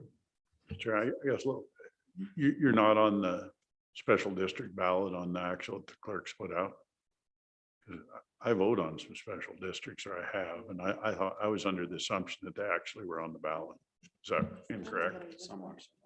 Okay. Yeah. We answered your question. Got it answered. Thank you for your answer. And by the way, as a statement, in no way do I advocate putting any of what I asked for in statute or commented on. I just think it's these boards, and you were correct, both you and Mr. Pepper talked about how hard it is. Part of it's getting people to understand why they should do it. And sometimes that encourages them to do something that's not very fun because they know that it affects them directly. So thank you. Further questions from Ms. Scott? Representative McGuire. Thank you, Mr. Chairman. Has the Wardwell Water and Sewer District contacted the Wyoming Attorney General's office to offer any feedback or opinion prior to the AG's opinion being issued? Thank you. Ms. Scott, if you know. Mr. Chairman, Mr. Representative McGuire, I have been in direct contact with Eric Nelson, the county attorney for Natrona County, and he has submitted to me that all the information that I presented to him and the commissioners was then transferred to the AG's office. I read the letter that was written to them asking for the opinion, and I have also been waiting for the opinion. So I have not directly contacted the AG. I was also not directly contacted by the AG to give any additional information or opinion on the question presented before them. I'm intrigued to read the decision and kind of know where we should go from there, because I think that it'll have a lot of interesting capabilities. And I think that going forward from that, a review of the petition and then that being brought before the Natrona County Commissioners, hopefully for questions that I will be able to then make some additional comment on, as well as the other board members. But to answer your question directly, no, I was not contacted and they did not contact me. Further questions? I would just say, as I'm looking at the website as well, Ms. Scott, I found the 5 board members, but there's no information on their terms. There's no contact information. I see the minutes of all the meetings, but I can't figure out when the meetings. I'm there. Okay, I'm board meetings open to the public 6:30. Doesn't quite say where they are, but maybe says open to the public. So it's a little tough to find, but maybe some terms of office and some information on the members. I think that just makes everybody feel happier up here. Further questions on Ms. Scott on the bill? Not seeing any. Thank you very much. And so committee and members of the public, I think for now, at least where I'm going, is this bill and then letting Natrona County sort out what they can sort out. And if we need to have a hearing on a House Bill 72 like option at our next meeting, we certainly can. But for today, work on the election issue and then see what the committee wants to do. On the election bill, Senator Scott. Yeah. Mr. Chairman, do we have any further public testimony? If not, I'm going to have a suggestion on the Okay, election. any further public comment on House Bill 61? Let me check online. Not seeing any currently. All right, not yet. Mr. Pepper on draft 61. I know we didn't specifically talk about it in your first testimony, but please make it brief.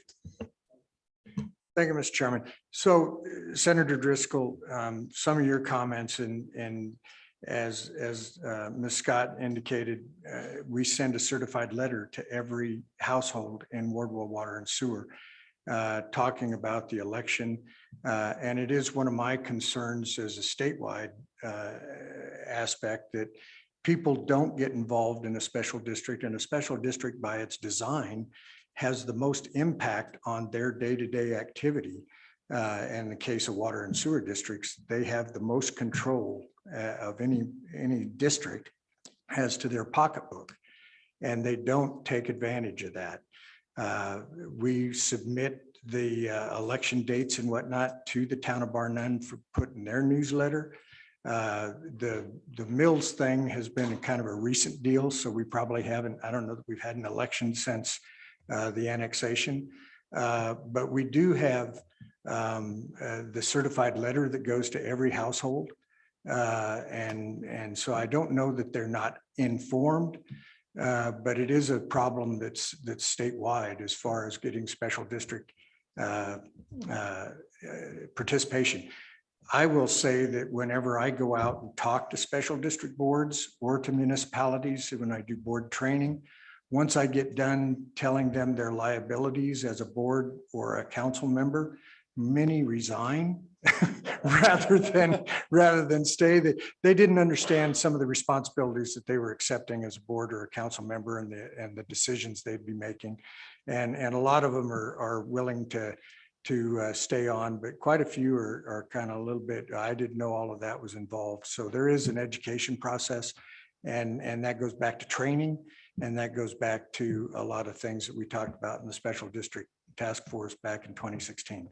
So, Mr. Pepper, would it be fair to say that if we have, let's say, Wardwell and South Cheyenne Sewer Water on the same election cycle on the general ballot, that saves Wardwell a significant amount of money of not having to send certified letters to all of the users if it's automatically on the ballot? Mr. Chairman, potentially. But I do think, and I did have a conversation with the Natrona County clerk that indicated that they would most likely, because of the complexities of all of the different voting groups and all the different areas, they would probably have a separate ballot that they would have to have in addition to the general election ballot for that particular district.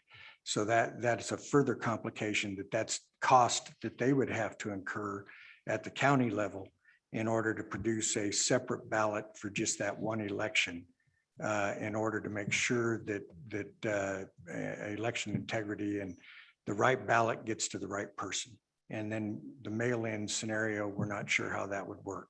But they did indicate that there would be additional cost involved on their part, which is probably similar to the cost that we have already. And that might be with precincts as well, making sure precincts hit that special district. And I know the County Clerks Association's here and listening, so they'll take that back and ensure if this bill moves forward that everything is going to be workable. Senator Scott, question? No, Mr. Chairman, I'm going to make some suggestions when you're through Okay. with public comment. Any other questions, Mr. Pepper? Any other public comment? Not seeing any. Okay, we'll close public comment. Senator Scott.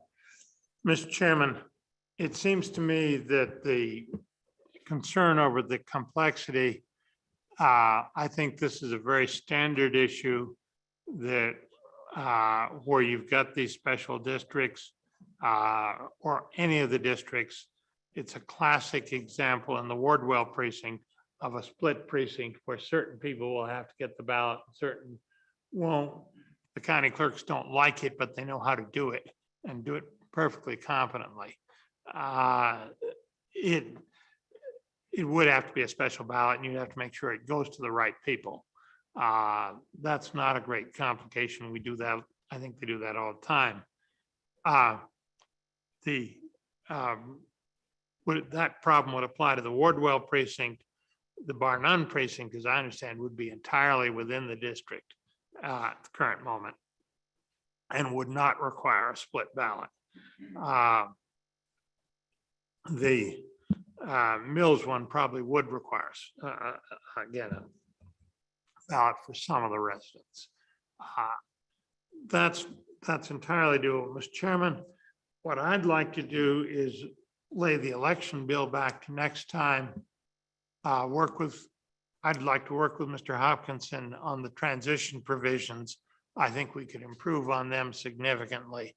And also probably change that 26 date to 24. I don't like hearing complaints from constituents, Mr. Chairman, that the election process doesn't work and they can't figure out how to use it.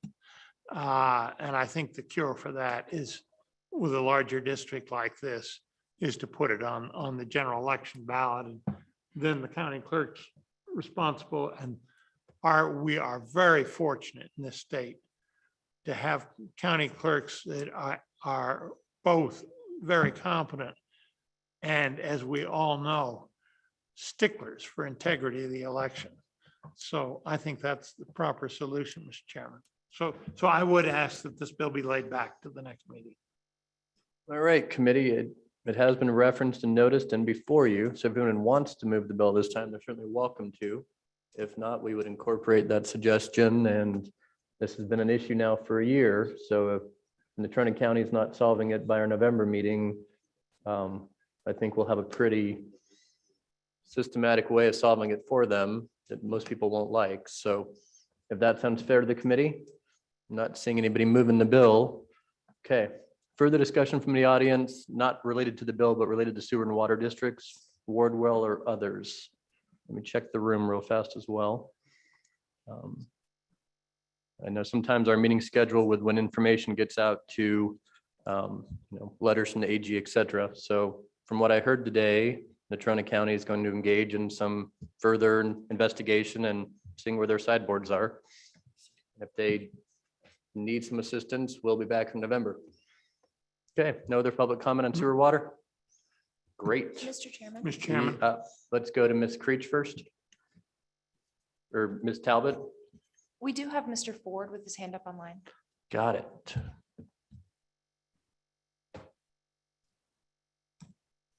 Bring him back, Mayor Ford, real quick.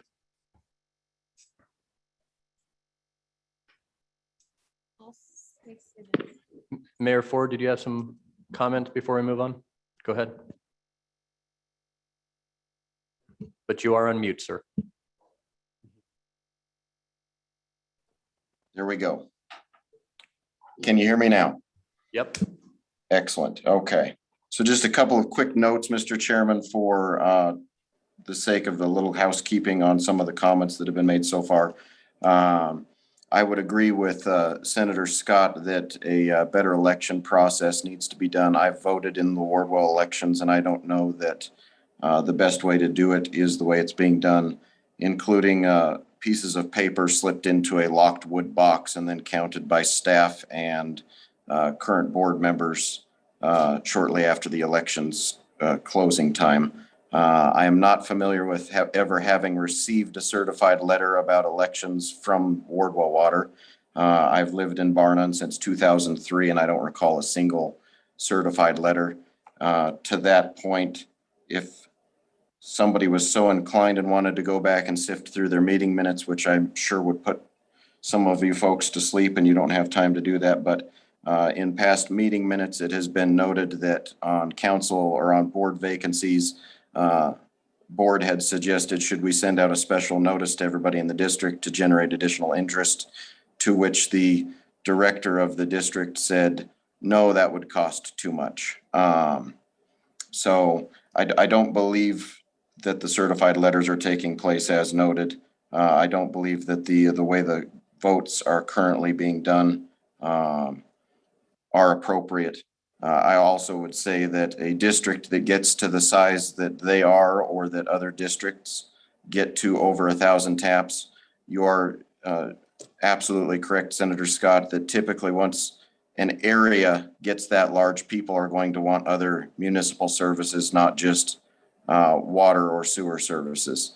They're going to want roads plowed. They're going to want a more local emergency response system, things of that sort. So I think it is absolutely proper to have them abide by a different election process, because I think people will, it may prevent water districts from having a desire to grow to the size that they are, but only get to cherry pick the services that they provide to an area. As far as the transparency accusation, I can assure you that we utilize at the town of Bar None, we utilize social media. We have electronic signage throughout town, multiple public locations that are frequented by residents of the town, as well as our town website. Everything is updated there.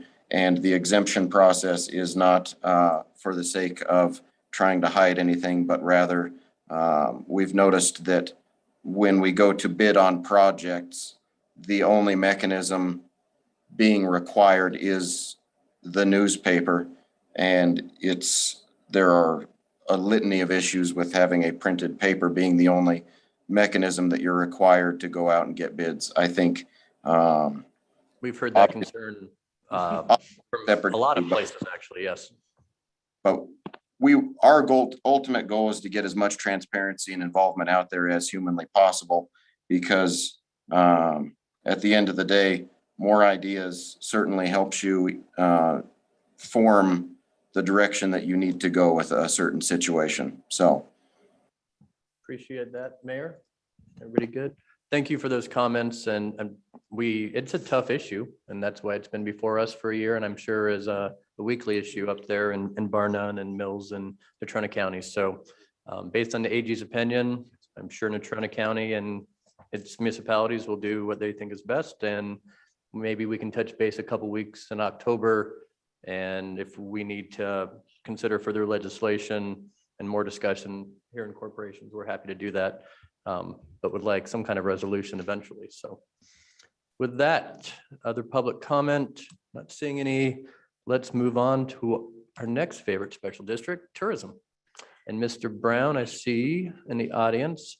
Mr. Tourism- Chairman, Senator Scott. Mr. Chairman, on the previous bill, Sure. we're going to lay that back to the next meeting as well and see what the AG has to say. And then I think we may need to see whether things can be solved as a practical matter before we proceed. And for formal policy, Mr. Anderson, or Mr. Hopkinson, if you would request that from the AG or from the county commission, however it works best, and send that to all of us in the committee, that would be appreciated if.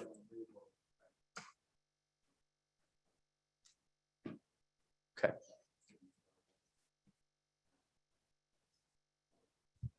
If you have difficulties with that, certainly let the chairman know. And then committee will send that out, and that might further shed some light on if we need to do anything further statutorily, or if it's up to the local area to deal with that issue. All right, tourism improvement districts, Mr. Brown. It is a bill that the legislature has seen before, and we saw at our last meeting. So do you feel comfortable? Is there anything new in the world of tourism improvement districts or public comment over the summer for your organization you want to make in regards to the bill before us today? I know the hope is to, the ask will be to make it a committee bill for 2022 and take another run at tourism improvement districts, which did pass the House and the Senate committee, but didn't get a hearing on the floor. Is that just, can you jog our memories on tourism improvement districts and what the ask is today? Absolutely, Mr. Chairman. Good morning, Mr. Chairman, members of the committee. Chris Brown, representing the Wyoming Lodging and Restaurant Association and the Wyoming Travel Industry Coalition. Mr. Chairman, you're correct. We have moved this bill forward on one other occasion. It did make it through the House. It did make it through Senate committee, and then it failed on the Senate floor during committee of the whole. Mr. Chairman, we really appreciate you and the committee considering this legislation. More than 20 states utilize enabling legislation allowing for tourism improvement districts, including several states that we directly compete with.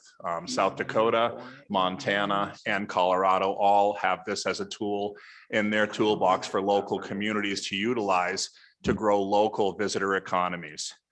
And Mr. Chairman, the bill is important because it gives Wyoming communities of every size, both large, small, and everything in between, the ability for the businesses in those communities to control their own destiny, to say, we believe X would help us grow our visitor economy, and therefore we would like to form a tourism improvement district, charge our customers X amount of an assessment, and follow a business plan that's put forward up front to grow the visitor economy. It can be used, the funds that are generated can be used for a broad application. It can be utilized for creating a new arena for rodeo, for example. It can be used for signage to direct visitors to existing assets.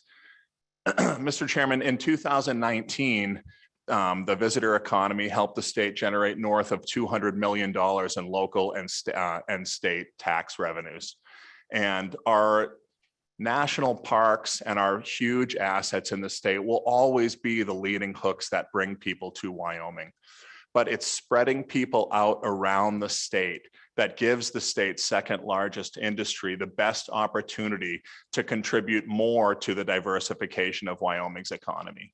Every one of your communities has assets that are valuable, and that the visitors coming to the state should come and visit and stay in your community overnight and spend money.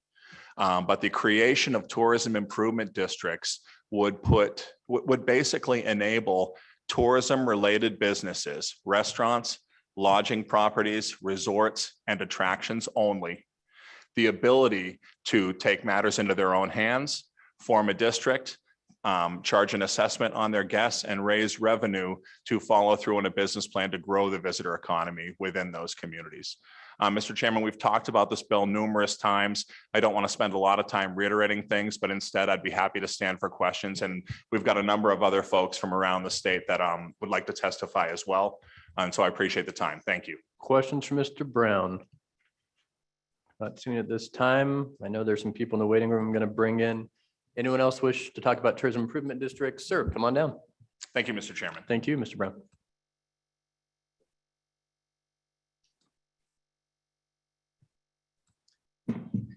Mr. Chairman and committee, thank you for having me here. My name is Sean Parker. I am the Executive Director of Sheridan Travel and Tourism and the newest member of the Wyoming Office of Tourism Board. And my comments will be brief. I know that we're trying to head into the long weekend. And thank you. As an unbiased observer with no skin in the game, I'm thrilled to have you here in what is obviously Wyoming's most beautiful city. So thank you very much. I have a lot of those, so tune in. I'll echo the comments that we've heard from Chris. This is enabling legislation as a tool that can be used by communities to further shape their own futures as Wyoming economic reality changes. It's a tool that allows for private businesses to assess marketplace needs and then, through the mechanisms proposed in the TID, outline a plan to find solutions. Here in our slice of what we call Northern Paradise, we compete for travel dollars with cities like Billings and Rapid City, both of which utilize TIDs to tip the competitive balance in their favor. Naturally, being as unbiased as I am, I believe that Sheridan and the other counties in Northern Wyoming have more to offer than both Billings and Rapid City. And if our businesses were on a level playing field, they would be able to generate additional revenue for our local communities. And as someone who's worked on economic development projects like Weatherby, our annual Rolls-Royce media drives, and the development of our winter rodeo and downtown ski touring, I understand additional revenue to equate to new jobs. It's a tool that allows for product development at scale if product development is what local communities have identified as an area of need. A TID might assist with local signage, beautification projects, development of recreation assets, be that a ski lift, an event center, county fairgrounds, additions of cryptocurrency theme park. That one didn't work as well. Obviously, the point is this is a tool built to be flexible. This flexibility is a key component of this draft bill. And before anybody asks, yes, it is true. I did crash one of those Rolls Royces, but they did come back the next year. So we're still friends. Thank you. Questions? Senator Driscoll. Thank you. Welcome to the Tourism Board. Glad to see you there. I just had a conversation this morning with Sheridan people I stayed with that were expressing frustration about not having access to the state being able to do it. They don't have the dollars to go around. So I get it. what would you see the impacts potentially for both your community and the state by enacting this bill? Sir, go ahead. Mr. Chairman and Senator, I think that it's really limitless in what we could do. You know, we just enjoyed a record tourism season this summer. And a good example will be our Sheridan Wild Rodeo. We're capped on capacity. We sold out 98% of those seats this year. We'll be in need of additions to the fairground in the coming years. So that's one option for using those dollars if the community sees to be fit. Another option would be the increase in demand for youth sports has gone up in a huge way in the last 10 years in this community. We are investigating a few options, including an event center and some outdoor space north of town. And those dollars could be used for things like that as well. Further questions, Mr. Parker? Not seen any. Thanks. Thank you. Other people in the audience, Mr. Frazier, Mr. Ream, you both could come up together. I'm not sure you're on the same page on this bill or not, but it's nice seeing, you know, cities and counties at the table together. And then we'll go to Representative Sweeney next in the waiting room after you two. Mr. Frazier, go ahead. Thank you, Mr. Chairman. For the record, David Fraser, Executive Director, Wyoming Association of Municipalities. I'd like to just point out to the committee that we have in the room with us, Mayor Bridger of Sheridan and WAM's Board President, Mayor Matt Hall of Cody. If the chairman would allow me a brief point of personal privilege. Oh, I suppose. Go ahead. So you should be sketchy about that.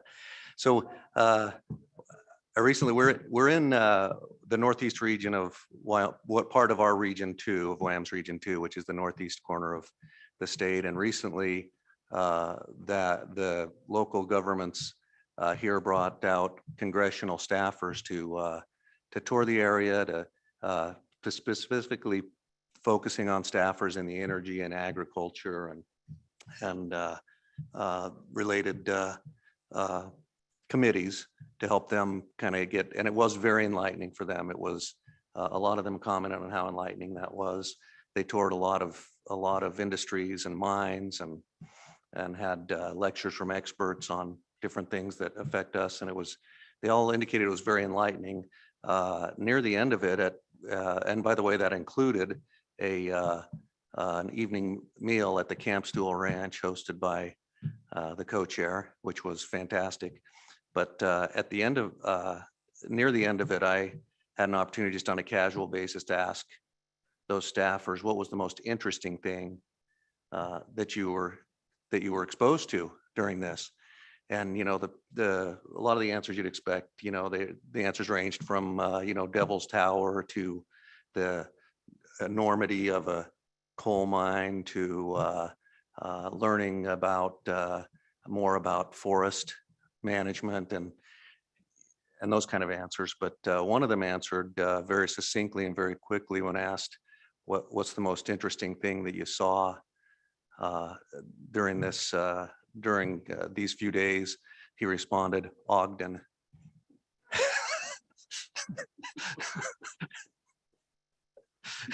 And back to tourism improvement districts now, Mr. Frazier. Yes, thank you. Just briefly, let the record reflect that I'm holding my thumb up. We support this.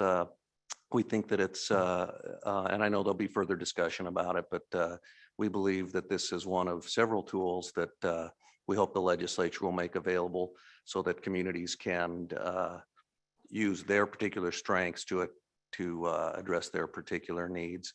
So I just want to voice our support of that. If you have any difficult questions, I'm sure Mr. Brown will be happy to come back up and answer them. Excellent. Any questions, Mr. Frazier? Senator Scott, go ahead. The question I have is, what does, we've got a lodging tax that collects money for tourist promotion. What does this do you can't do with a lodging tax? Why do we need them both?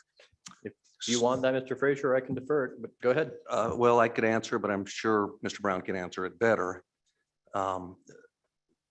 Quite simply, it would be, right now that only uses lodging for that. This would allow other This would allow other tourist-related industries within the district to also restaurants, for example, to participate in those. Okay, any questions? Seeing none, thanks. Mr. Reaman?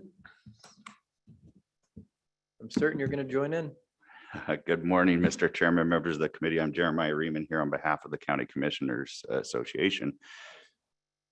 Thank you, Senator. That is true. Mr. Chairman, my membership in 2019 was actually opposed to this particular legislation, and it generally centers on the traditional things that my members are concerned about when it comes to special district, the additional administrative and political, frankly, issues that can come up with the establishment and the operation of special districts that commissioners generally have no authority over once they're established. I don't come to you today, however, with a position. It is a different year. We are continuing to evaluate this, as you will likely hear from one of my commissioners. She's rather supportive of it, and I've committed to her that she will have her day with the other commissioners to see if she can convince them to support this. So I don't come with a position either for or against.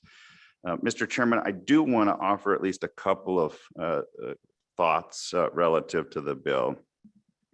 I am overall worried about the administrative and political burden that could be placed on in particular counties with this bill.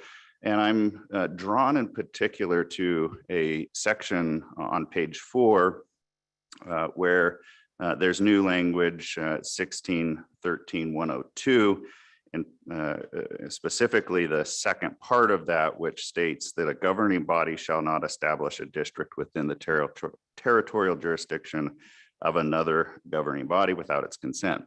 Now, I could look at that one way and say, well, that gives counties veto authority over any potential tourism district that might be established, and maybe my members would want that. But let's assume that we have a county that might consent.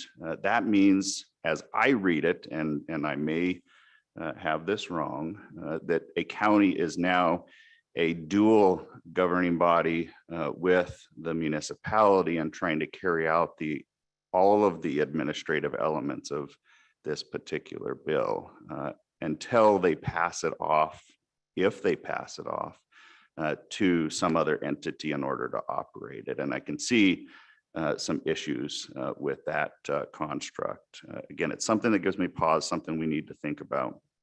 The other thing that, when I think about the political element of this, commissioners are going to hear about issues with any special district. Commissioners represent all of the individuals within a county. And that is relative to the threshold, which, as I read it, would give potentially even one business the ability to impose the special district on any number, as long as they're over 50% of the total take of a particular area. So that's something that we might want to also give some consideration to. Mr. Chairman, I might just quickly relate to Senator Scott's question as well. And I think this is one of the areas where it might lend some support from my commissioners, and that is the flexibility to use these dollars in ways that you can't use lodging tax dollars. In particular, I've had some commissioners very interested in building, even just a restroom at a trailhead in order to increase visitation, because that's what they feel is necessary. And the lodging tax, as we read it, doesn't allow for those sorts of infrastructure improvements. You certainly heard from others about improvements to the fairgrounds and other things. So that might lend some support from my members, and we'll continue to debate that. With that, Mr. Chairman, I'd stand for any questions. And so I see it as a flexible, your concern on, sometimes the counties would be the willing or unwilling partner, and the counties would be the administrators, especially in our smaller counties. I would think the larger areas, they would pass it off to the various entities they could establish. I mean, I guess it does catch all when I read it that the county almost has to agree to it in most cases, and then has to agree to be, in some cases, the purveyors of how it would work. And I know that's a burden that they would have to decide to take on or not, depending on what they want to see for their county. So I see your concern, but I kind of understand why that flexibility would exist, depending when we have 23 counties, if we need all 23, why that exists. Further questions for the County Commissioners Association? Representative Roscoe. Thank you, Mr. Chairman. Jeremiah, just to follow up on what other things that the tourism district could do is coming from a place that has too much tourism. Actually, we need things like parking and bike paths and things like that. So do your members think that that's a possibility and a good idea? Or is it a possibility within the special district? Mr. Raymond, go ahead. Mr. Chairman, Representative Roscoe, as I understand it, it does afford that greater flexibility. And in particular, I'm thinking to a county that I know is opposed to this special district creation. They are interested in doing some of those infrastructure projects, and that might be the thing that convinces them to support this legislation moving forward. Further questions? Seeing none of this, Representative Roscoe, go again. Just to follow up, if you could tell me what county that was, is, and then do you foresee any amendments that would please your folks coming up? Mr. Raymond, go ahead. Mr. Chairman, if it's acceptable, I would like to not answer the first question, but other than to say it's in this region that has not been supportive of these sorts of things in the past. But as I said, I'm taking this to my membership, allowing for that debate to happen, to see if we can, to see if there is going to be support for it. I have met with the folks in the tourism industry, including Mr. Brown, on this to at least indicate what my initial concerns are and see if we can address those. And I think that we'll continue to work collaboratively and make sure that we bring forward positive amendments for you to consider. Appreciate that. Okay, thank you very much. Further we're going to go to Representative Sweeney next. Just want to be a day in corporations without seeing you, Pat. Welcome. Oh, geez. Thank you, Mr. Chairman. First off, I'm sorry I'm not there in person. I got to head after this to a doctor's appointment. So anyway, I'm very much in favor of this piece of legislation, and tourism improvement districts, I think, can lend a hand. For those in opposition of this assessment, I think the mechanisms are in place within this to either get consensus or vote it down. And to the county commissioners' concerns, I'll be interested how that all plays out. But I just think this is allowing a community or an area to come together over and above the lodging tax. One of the unfairnesses in the lodging tax is it's on lodging facilities and campgrounds. But the restaurants play a huge role, and they're currently want to help, but that's not possible with our current lodging tax. This gives a direct benefit where they could help. And if they're not in favor, they can also voice and vote against it. I think the mechanisms are already in place, even in our small communities. And I hope the committee will move this forward. and appreciate your time this morning. And I also would like to thank the committee for listening for 2 hours to the complexities on the situation with Wardwell and what we're going through. And had we had the letter in hand from the Attorney General's office earlier, or could have had it, I think it would have saved quite a few people in the committee's time this morning, and hopefully it'll all work out. Thank you, Mr. Chairman and committee. We sure hope so. Thank you. Questions for Ms. Sweeney? Seeing none. Thanks, Pat. Thank you. Let's go visit Cheyenne online. Welcome, Mr. Bravo. Thanks, just making sure I unmute. Thank you, Mr. Chairman and committee. Dominic Bravo, I'm the CEO and president for Visit Cheyenne and the Downtown Development Authority.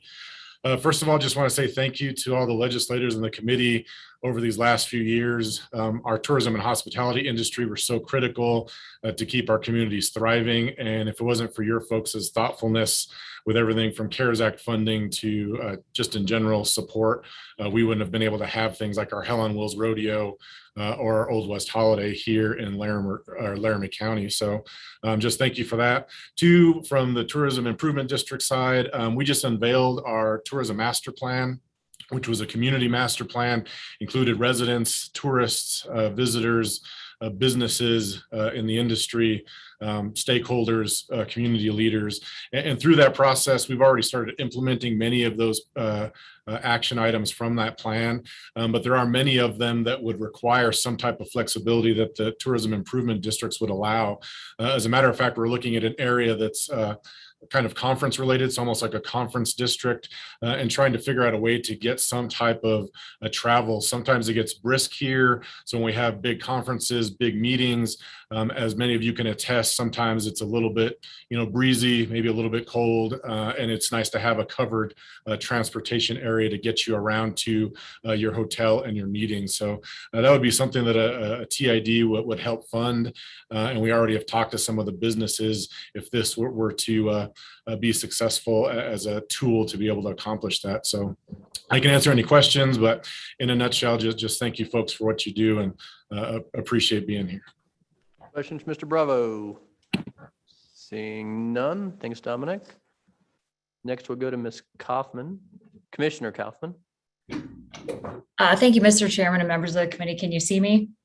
We cannot, but we can hear you. Okay, well, I'm going to go for it anyway then. I thank you, Mr. Chairman, and thank you all for your time today. I really appreciate this. This issue has been in front of this committee several times. I just wanted to address a few things. Senator Driscoll asked Mr. Parker about how would something like this benefit his community.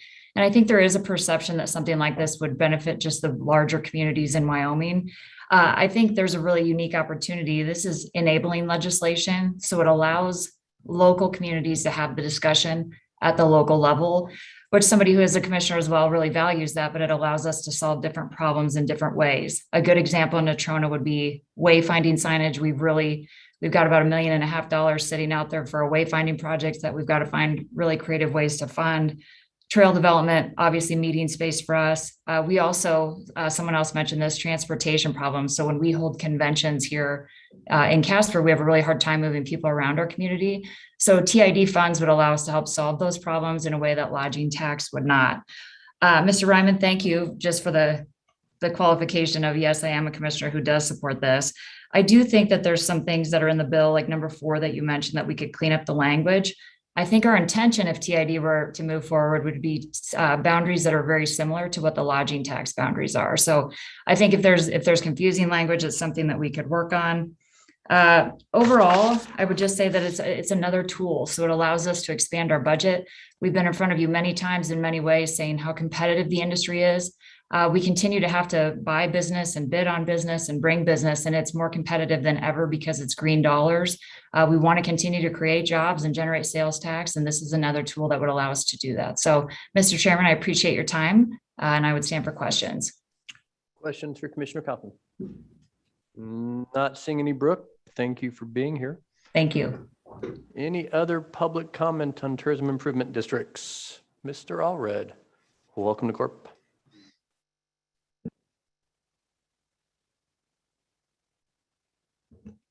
Thank you, Mr. Chairman. I would be opposed to this bill. It's Carl Allred from Uinta County. Thank you. I'm opposed to this.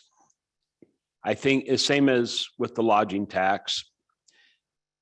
We're using government to create money for private industries in a lot of this. We have, whether it's the hotel association, whether it's individual owners of properties that are testifying in favor of this. You know, we have so many different ways to bring tourism in here. We got a tourism board at the state. You've heard from, you know, the Cheyenne group. A lot of different ways to do that. I don't see that we can bring taxes to support every single industry. Place where I work is one of the world's largest suppliers of helium. Are we going to create a taxing thing to promote that? We have a lot of, I mean, the hotels, they have their association. There's nothing wrong with them ponying up to promote their hotels. Most companies have to do that. You know, my county, we take a lot of money from Utah. We're right on the border, we're the gateway, but we got one side of the county that holds events. They have the lodging, they have the capabilities to do this. You know, we have the race over the top bicycle race that we used to run. We had a lot of things, but they promote themselves and they're well attended and every hotel in town is sold out. The other side of the county, it really doesn't have any hotels, and what they get is passed through Utah dollars for people going down to Flaming Gorge. The Maverick there and the grocery stores, they make a lot of money off people going through. But to turn around and tax everybody to promote a private industry, and yeah, you say, well, we get sales tax dollars. Well, we're going to get those sales tax dollars anyway. But is that a reason to create another tax? These industries can promote themselves. They have associations to do that. Well, let them pay for it. They're the ones that are going to profit from it. Let them pay for it. We already have, as I said, at the state, we have tourism dollars. I don't see creating another tax that's going to come on all the people in our state. To do that is the way to go. Thank you. Questions, Mr. Allred. Senator Scott. Chairman, I've been thinking about this set of issues, and my question relates to the problem of the free rider. It seems to me that where you're promoting a tourist attraction, that will bring more business into the community. For example, all your restaurants are likely to benefit from that. If there's some members of an association that promote it and put out money, they're contributing to more business for the other ones that don't participate in that. It's not like the industry is a monolith. So if you don't use a tax mechanism or assessment mechanism, it's really a tax mechanism for getting all the people that are going to benefit to participate in it. How do you avoid the problem of the free rider that gets the benefits but doesn't put up the money to help generate them? Thoughts, Mr. Allred? Thanks, Mr. Chairman, Senator Scott. You know, sometimes other people do get benefits from it. Is that a reason to tax everybody? What about those people who don't get a benefit from it? You know, and those that do promote it, for example, when I go to Lander, There's a hotel that I stay at, and there's a good reason why I stay there. I don't care. There's other hotels in town, but that's the one I stay at. Whether it's because you know the property, whether it's been promoted to you. Okay, but it's hitting on everybody else at a time when right now, economically, we're hurting. Should we add taxes to it? I think that our tourism industry is doing quite well. If you look at the numbers, Wyoming, for example, Yellowstone Park is record numbers of people going through there right now. It's so dang crowded, you can't even get in there. So people wanting to get out, Wyoming's a great option for them. And the state tourism board has done a good job of promoting that. But I don't think that we need to create more taxes on our people. Senator Driscoll. Thank you, Mr. Chairman. A few thoughts and potentially. Do you feel like you benefit from the tax that's on lodging tax and tourism personally in any way? And I'll let you answer and then I'll visit. Mr. Allred, go ahead. Thank you, Mr. Chairman. Senator Driscoll. Myself personally, I pay a lot of those taxes. As you guys know, I travel all over the entire state and I pay those. Personally, I don't see a benefit to myself. Senator Driscoll. Is the number 2 industry a couple $100 million a year to the general fund a benefit to you? Because that's what tourism contributes is. I don't have the numbers. I'm guessing Mr. Brown could tell me, but it's in the hundreds of millions of dollars. That's paid by people that travel through the state primarily. I mean, you pay your dollars and I pay mine. I stay in motels as well. But do you feel like you benefit from those 200-300 million? Maybe it saves you in real estate tax or saves you in a school tax. Those taxes are primarily paid by someone else. So do you not agree you get a benefit from because it's a direct result of that same advertising? Do you feel like you get a benefit from it? Mr. Allred, if you want to answer, go ahead. Sure. Thank you, Mr. Chairman, Senator Driscoll. Every dollar that comes into the state benefits all of our citizens. A lot of those, we spend them as fast as they come in. You talked about if I've seen a reduction in other property tax, for example. No, it doesn't, because they're going to spend it and they're going to keep raising them. The lodging tax, what comes into the state, as several people have said, is for specific uses. So no, that does not benefit me personally. Does it benefit the communities? Yeah, it does. So a new excuse me. Yep. So a new motel in Sheridan, Cheyenne, Casper that generates hundreds of thousands of dollars of sales tax revenue that comes back to the state, not lodging tax, sales tax. That's not a benefit to you? Because I guess where I'm at is in Wyoming, and I'm going to talk a little and you can answer it, but you know, there's roughly $30,000 in tax revenue comes in for every citizen that they don't pay. And the bottom line is you and no one else pays most of your tax bill, someone else does. And that's what tourism does. It's part of that contribution. It's not as big as energy's been, but it's part of that contribution. Would you like to see that go away so that you could actually pay for all of education and everything? Because that's the end result. If we shrink our tax base, the end result is the people that are left here are the ones that have to pay for government. And so for me, I'd like you to explain to me how it's a benefit to have a shrinking industry, because it's a clear result of what tourism advertising does. I mean, that's very definable and very provable.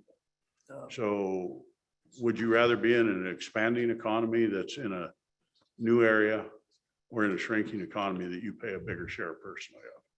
Mr. Ard, it's kind of rhetorical, but if you'd like to, you're welcome to. Sure. And I would have a follow-up on Okay. Yeah. Thank you, Mr. Chairman. Yep. I don't see tourism as a shrinking industry in this state.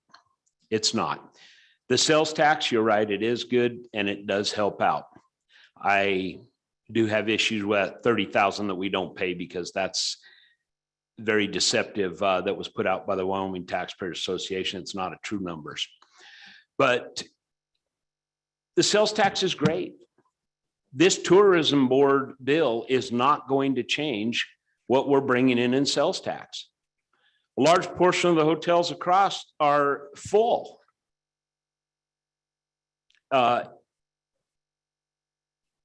You know, you ask a question on that, Senator Driscoll and, or Mr. Chairman. Certain properties, I've seen them so dang full that you can't even pull in there and you have to wait for a parking space. I'm with you. And this tourism district isn't going to change that. So increasing a new tax doesn't justify what's an existing tax. Those taxes are still going to be there and they're still coming. Senator Case, do you still have a follow-up? And then I'll go to Senator Scott if you do. Yes, I do. Thank you, Mr. Chairman. Yep. Mr. Allred, I'd kind of like to just continue this discussion with you a little bit because I'm not sure if that question was a little bit unfair, but I'm wondering if you might agree with me on this, that it's not as simple as looking at just the taxes that the industry pays. That you sort of have to think of the overall impacts that the industry has on all sorts of things. So I chair the Revenue Committee. So we had a investigation of the impacts of Wyoming subsidy, or, you know, what kind of businesses should Wyoming recruit, for example, the reasons. What businesses pay their own way and what don't. I think the implication is that the tourism industry pays its own way. It's an income generator. It's the second largest. But I'm wondering if you might help me to drill down a little bit more on some of those facts. Because for one example is, you mentioned the $30,000 that I believe that came from the good co-chairman, but you kind of challenge those numbers. But the basis of that number is basically that some industries contribute taxes over the whole and some don't. But it's an analysis not just of the industry, but it's of the people that work for the industry and the money they spend, the impacts that they spend. So for example, if you have an industry that, man, it pays severance taxes, it pays ad valorem taxes, and its people are highly paid. And they pay a lot of taxes in the community. They pay taxes on their homes, taxes, you know, big incomes. That's pretty powerful. If you have an industry that also pays much smaller taxes, but they tend to hire people that don't pay a lot of taxes. Unfortunately, one of the unfortunate facts about the tourism industry is the wages are incredibly low. If you wanted to rate Wyoming's industries from the top, you have mining, and then you have tourism at the bottom. The only thing that tourism would probably be high on is the percentage of people that work in the tourism industry and are sleeping in their cars. So I'm not sure that this analysis of the taxes that we collect by fiat from the industry, such as the sales tax, such as the lodging tax, which is used to promote more, to generate more, impacts so much the overall tax burden in terms of the poorly paid workforce. And so would you agree with that so far? And I've got a little bit more to go with. Thank you. Mr. Allred, go ahead. Mr. Chairman and Senator Case, you do bring up a lot of points there, and I agree. Tourism does have some of the lowest wages in the state. Can I move on just a little bit and ask you one more thing? What about the impacts on our natural resources? We worry about mining and big coal mines, but there's a reclamation process. Tourism has an impact on resources too. Crowds of people, waste disposal, trash, crowding. Should we include that in the thinking? I mean, we make mines who we tax reclaim. We make oil and gas reclaim. We make them get rid of roads, well pads. How do we reclaim the impacts of the tourism industry?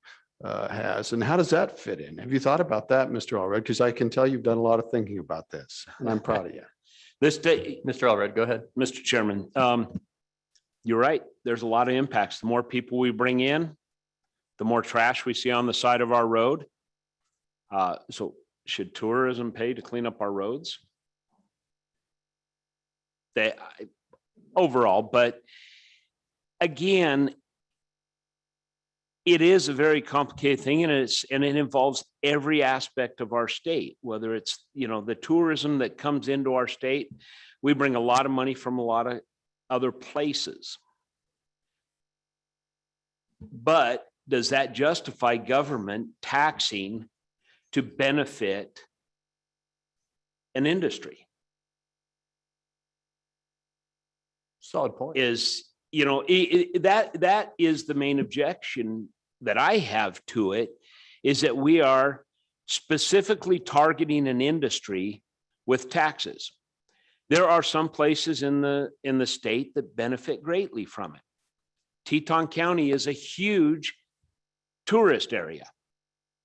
And there are several other specific locations that are big tourist areas, and that benefit from those. But does that justify taxing our people? You really come down to a big thing. What's the purpose of taxes? What's the purpose of the government? Is that to prop up an industry? Is that to benefit one certain segment at the expense of everybody? Taxes are a very bad thing overall, but they're necessary. It's a necessary evil. Property taxes are the most egregious taxes they are, and we should just abolish those and work on other ones. But we do have to have taxes, as you mentioned, your chair of revenue. So where's that revenue going to come from? But creating a special district that assesses their own taxes, that is used for the benefit of what the special district says they want to use it for. We're taking some of that out of the hands of government and giving it to an industry that they get to tax people based upon what they want to do.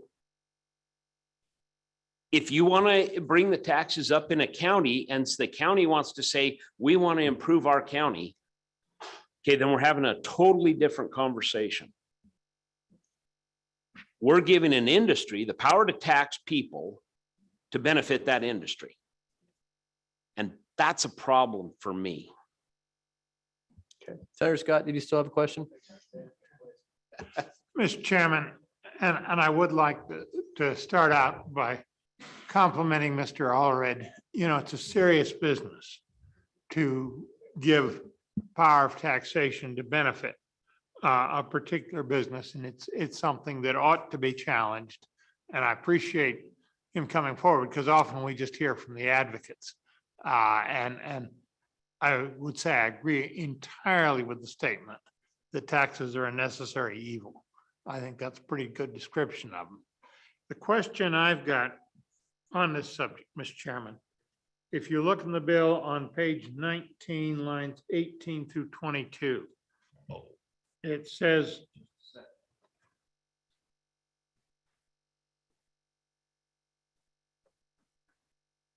fair enough, Mr. Chairman. I'm sorry, which page? Page 19, Mr. Chairman, page 19, lines 18 through 22. It actually carries over in the next page just a little.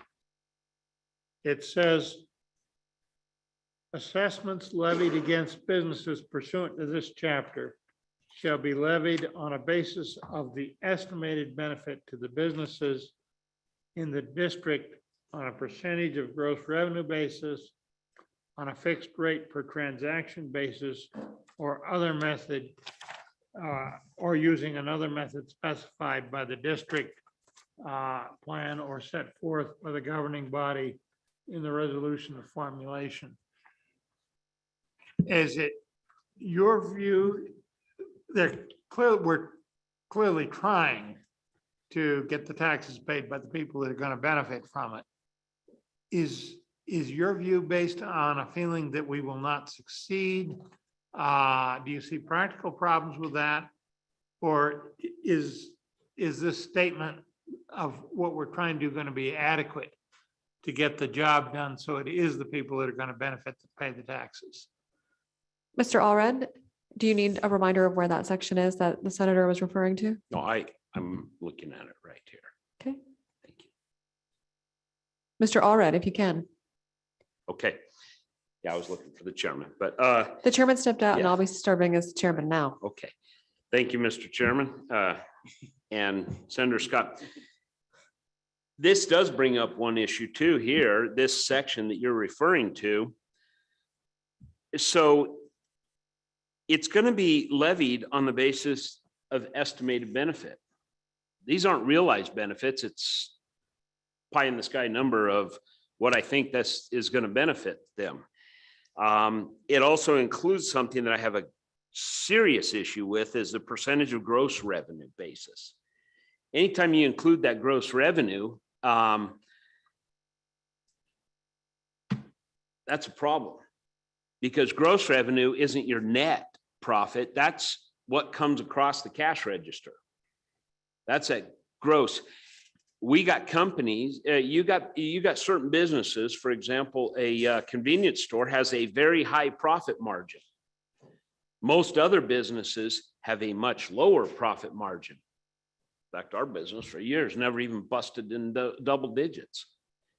Some of these, they have a high cost of labor. They have a high cost of products.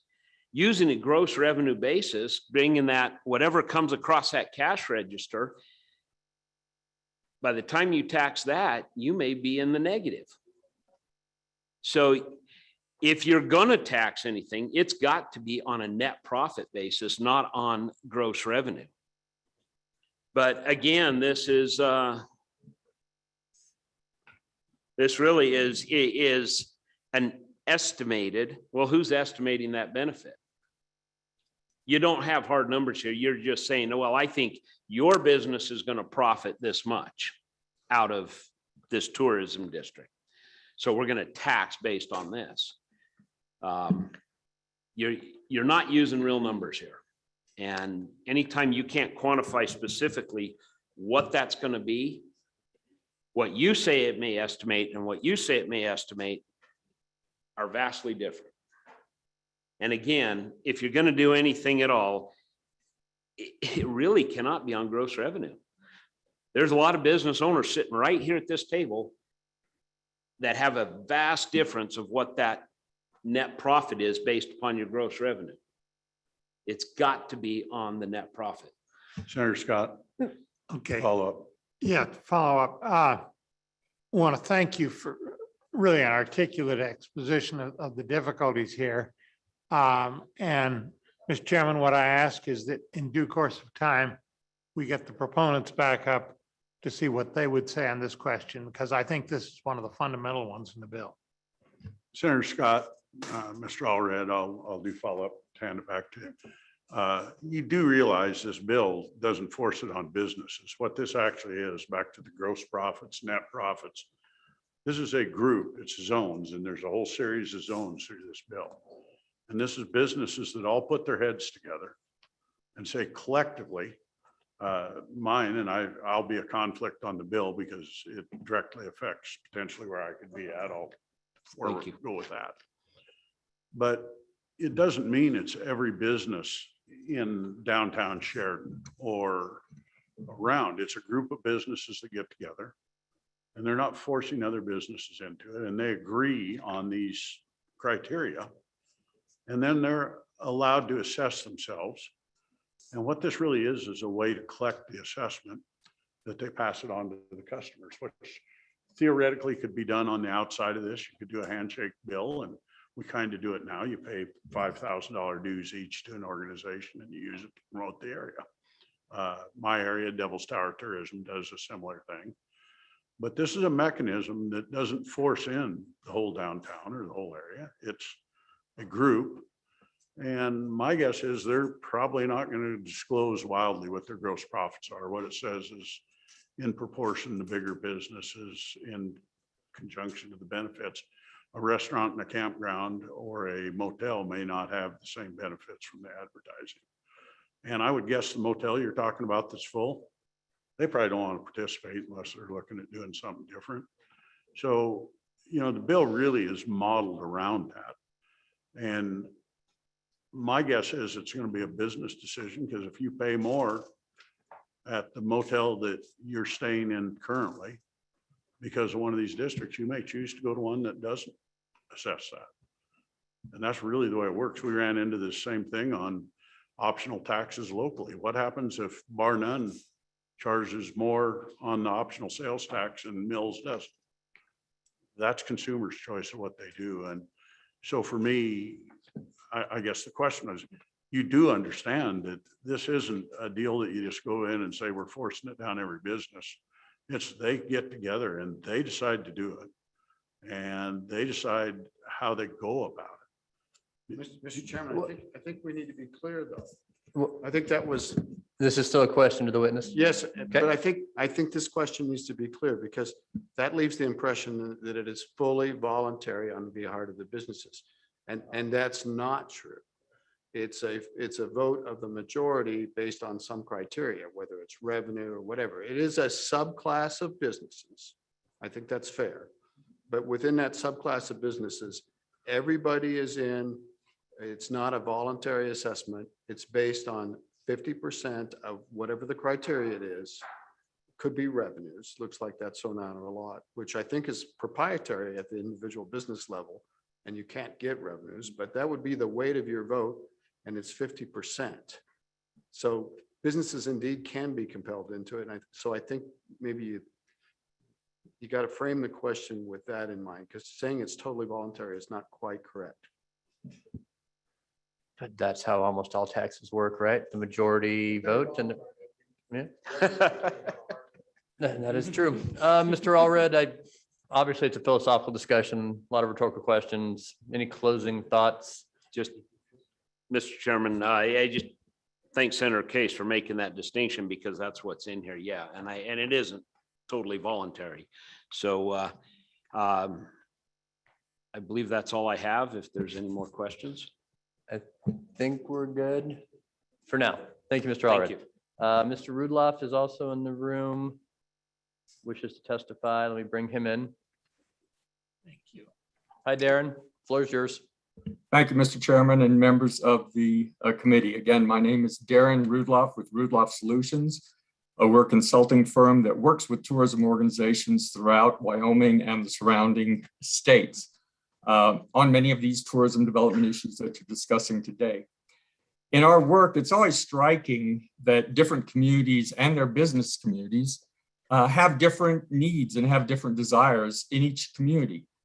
Some communities want to do a wealth of projects, whether that's creating new trails that connect their hotels to attractions, or like we heard today, putting in a restroom at a trailhead.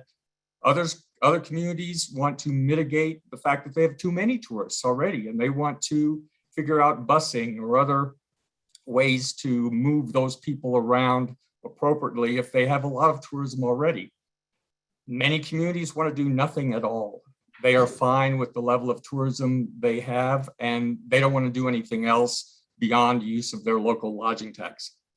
That's one of the real benefits of the Tourism Improvement District legislation. It is enabling legislation that allows communities and their businesses, if they choose to do something. If they want to do more infrastructure development, they write the rules for infrastructure development, and they have that vote that Senator Case talked about. If they don't want to do anything at all, they don't have to. Very small communities can choose very small projects that are limited in scope and funding. Bigger communities can do bigger projects based upon their needs and desires and the wishes of the business community. So again, this is enabling legislation. It doesn't force any county or community to do anything its business community doesn't want to do. And it is a very useful tool in that tool chest to help those communities that really want to do something move forward. So thank you, Mr. Chairman, for this opportunity. Thank you, Mr. Rudloff. Are there questions for Darren? Not seeing any. I've been requested by multiple committee members now to take a quick break before we take any action on the bills. So let's take if I say 10 minutes, we'll definitely be back by 11. So we're gonna take a 10-minute break. Thank you again, Darren, for appearing today. And we'll be back at 11. No, seriously, Charles, you raised a fundamental question.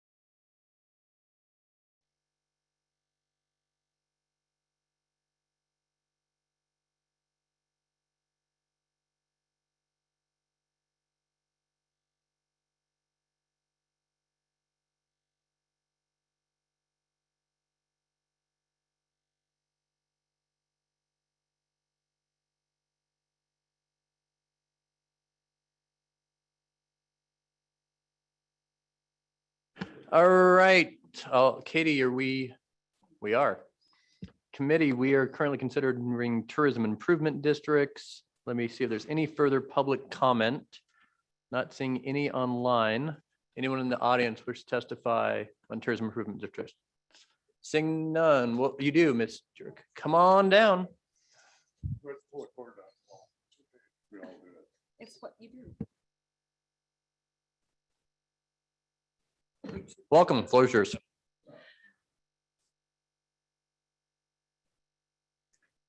Thank you, Mr. Chairman and committee. I was not planning on speaking on this bill at all, but sitting there, and you could tell I hesitated even going, yes, I'm going to, or no, I'm not. And you probably wouldn't even believe this is my very first legislative session or of any sort or committee meeting. So, but I'm passionate. And as I have stated before, I moved here from Washington State 7 years ago. And I am so thankful. I mean, I 55 years, I'm only 39, but 55 years in Washington State. I loved it. I loved it. And in the last few years that I've been back, and the very last time I was back, I determined I didn't even want to go back. It's dark, it's oppressive, it is overreach of government. I own my own business for over 21 years. The taxes were astronomical. It was a smaller business. I had up to 10 employees at a time. I couldn't afford it. It was a very successful business. It was a window cleaning business. Don't ask me to clean your windows. I've never done that, but I knew how to tell others how to do that. And I had 5,000 customers in a community about the size of Gillette, maybe a little larger. So we were very good, but I couldn't afford to keep it because I couldn't afford the taxes. Even though I was offering jobs to people, that didn't matter, that maybe they weren't collecting unemployment. What mattered is that I paid taxes on those employees. And I paid taxes on my income. And I paid taxes on taxes on taxes. And so what I'm hearing here is taxes and more taxes. And you commented, Senator Driscoll, about this is an organization, and it was some discussion about that. But if it's an organization that wants more taxes, let the organization assess dues, make assessments of their own. Why bring it to the government? Why add another tax? We're taxed out. Please don't let Wyoming become Washington or California or Oregon. Just this morning, I had breakfast at the Silver Spur, which if you haven't ever been there, it's incredible. I couldn't wait to go back there after being gone for a few years from Sheridan. And it was an amazing thing. I ended up sitting next to a couple who were from Washington. And usually when I find out they're from Washington, they're from Western Washington, and that's tax city and tax country. I'm from Eastern Washington, and lo and behold, they were from Eastern Washington. And the reason they're in Sheridan is they're moving here. They're moving to Wyoming. How do I like Sheridan? Well, I don't live here anymore. I live in Gillette. Oh, how do you like Gillette? I said, it's not Washington. I love it. How many people do you know are moving here from other states? And we're hoping they don't bring their those state politics here. We hope they're coming because they want minimal government. You don't think that's a state politic? I mean, the people moving to Wyoming have a certain political ideology because of what we offer here. That's a political Absolutely. belief, right? Okay. But they're not wanting more government. They're coming here because they want less government, fewer taxes. So I'm just saying this with my passion of having been a business owner, having moved to this state that I have fallen in love with, and watching a state that I used to love go down further and further and further. So there's my passionate statement. Thank you. And could you, your name for the record again? Oh, every I'm time you sorry, testify? Patricia Junick. See, my passion got ahead of me. Patricia Junick from Campbell County. Questions, Ms. Junick? Seeing none. Thanks, Patricia. Further public comment on tourism improvement districts? Seeing none, we'll close public comment. Hi, ma'am. Don't rush forward too quickly. No, yeah, come on down. It's always exciting the third time. Yeah. Welcome to corporation. right. State your name. And thank you. And I'm kind of learning protocol as I go along. Sorry, I'm not familiar with it so much. But thank you, Chairman Zonitzer, or I'm sorry, I'm not saying that correctly, and the commission. I had to clarify some points, and I appreciate all your fine thinking. Senator Case pointed out to me, I think that this was, anyway, as the conversation, I'm not sure where everything went, but I had some questions, and I went and looked through the literature. I said, what are these taxations? And I asked Chris specifically, who is being taxed? And it is not a blanket tax on the whole community. He said that, and as a person who has a family business here in Sheridan since 1978, I've removed myself from the family business and retired. But he said that with this, they can redraw lines so that the people who are assessed, if you don't want to be assessed, you do not have to be assessed this. And I was trying to clarify in my own mind what this is. I'm a fishes and loaves person, and I kind of believe my own feeling about taxing is that you put the fishes and loaves out there and they accumulate to be more fishes and loaves than we ever thought imaginable. And so I do not object to taxes within reason. I think that a civilized society and an organized society does this. And I was always proud to pay taxes because it meant to me that I was contributing to the greater good of the community and the greater population. So I'm not a person that objects to taxes, although I have my limits like anybody else.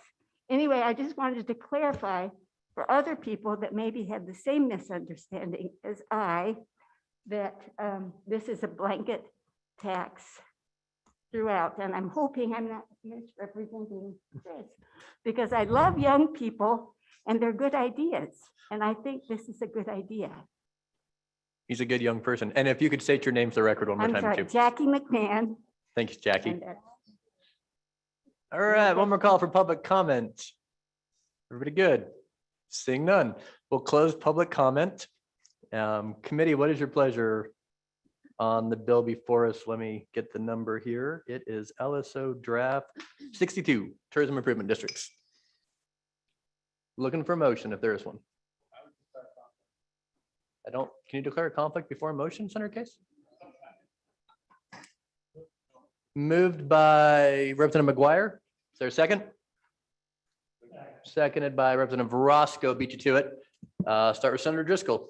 Discussion. Mr. Chairman, I amendments. had indicated I would declare conflict, and after visiting with some legal people and otherwise, I will not declare conflict, and I am going to go to the Rules Committee should it come out on the floor and ask for a ruling from our Rules Committee. We don't have a Rules Committee in committees, and I will be going to a Rules Committee on the Senate should it make it there and ask for a ruling on conflict. We've actually had a lot of debate on conflict on liquor licenses, tourism bills, and other things. And it's pretty clear that that's the mechanism that the Senate is laid out to find out if you actually do have a conflict or not. So I will be going ahead and voting on this bill. Thank you. Senator Scott. As I look at the provision on page, bottom page 19, top of page 20, a fair amount of the taxation assessment, whatever you want to call it, is set either in the district plan or by the governing body when they authorize the district. My question is, should those things can get out of date as the world changes? Should we require a district to renew itself, go through that process again, so that can be adjusted, so we can really tie it to what's who's really benefiting, and we don't have something that just gradually creeps out of that made sense when it was done, but no longer does. Mr. Chairman, I'm wondering if some kind of, say, a 10-year sunset or renewal period in the districts there would be a good idea, and I would like to hear from the proponents on that one. Sure. And I think, Senator Scott, there is a provision when the district's set up of how long it's in perpetuity and when it expires, and it does mandate an expiration at that point. And so but Mr. Brown, come on back, but I believe there is a provision. I mean, we could set a statutory mandate, or we could leave it up to the local assessment on what they believe would work. But Mr. Brown, if you'd elucidate that. Yes, thank you, Mr. Chairman, and thank you, Senator Scott. In the bill, it is noted that the initial term of the district, should it be approved, will be no longer than 5 years. That the business district can come back and there's an opportunity to dissolve once a year, a 30-day open period. And any term after that initial 5-year term can be no longer than 10 years, Senator Scott. And so there are parameters in place. Where, Mr. Chairman, where in the bill is that? Mr. Brown, if you have it in front If of you you. give me one moment, I can definitely find it. I know the expiration is on the top of page 21. And the procedure should a district expire without being renewed on how you divest assets, et cetera. But the plan of how you submit it is earlier in the bill. Mr. Chairman, I think that's Yep. found on page 14, subsection A, just below 1613-105. Thank you, Mr. Hopkinson. Mr. Chairman. Senator Scott. That answers the question. Apologize, I missed that going through it. Thank you very much. Middle of page 14. Oh, Representative Duncan. I have a quick question for Mr. Brown real quick. Okay, Mr. Brown. Sorry. Questions only. Or maybe the chairman. Do we have in there a way for a business within the district to be able to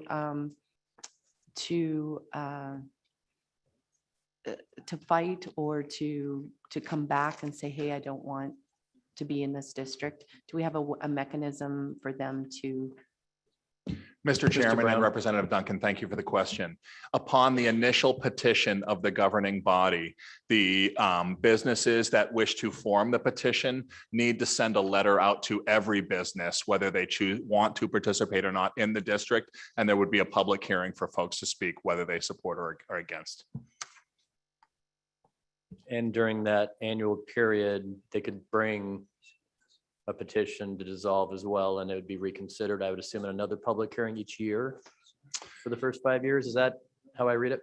It may, Mr. Chairman, it may absolutely be dissolved there upon the anniversary each year of the district. There would be a 30-day open window for the majority that formed it to dissolve. Further comments, discussions, amendments, committee on the bill?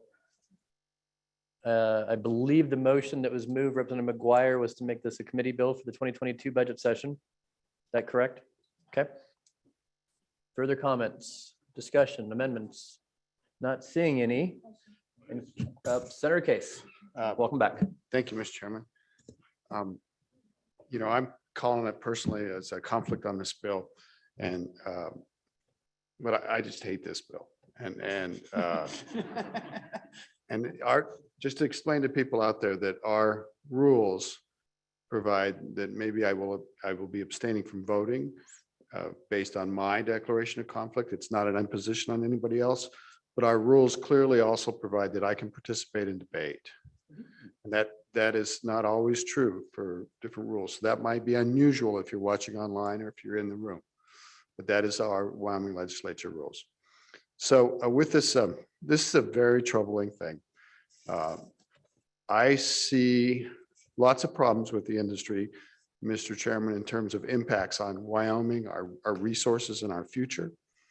I see negative consequences to rampant promotion in the industry and promotion that's driven by taxpayer money. I also see a divergence in the industry between large operators and smaller operators. I'm on the smaller side. It's kind of a big property, but smaller in the world. And, I could reach back to the lodging tax discussion we had in previous year.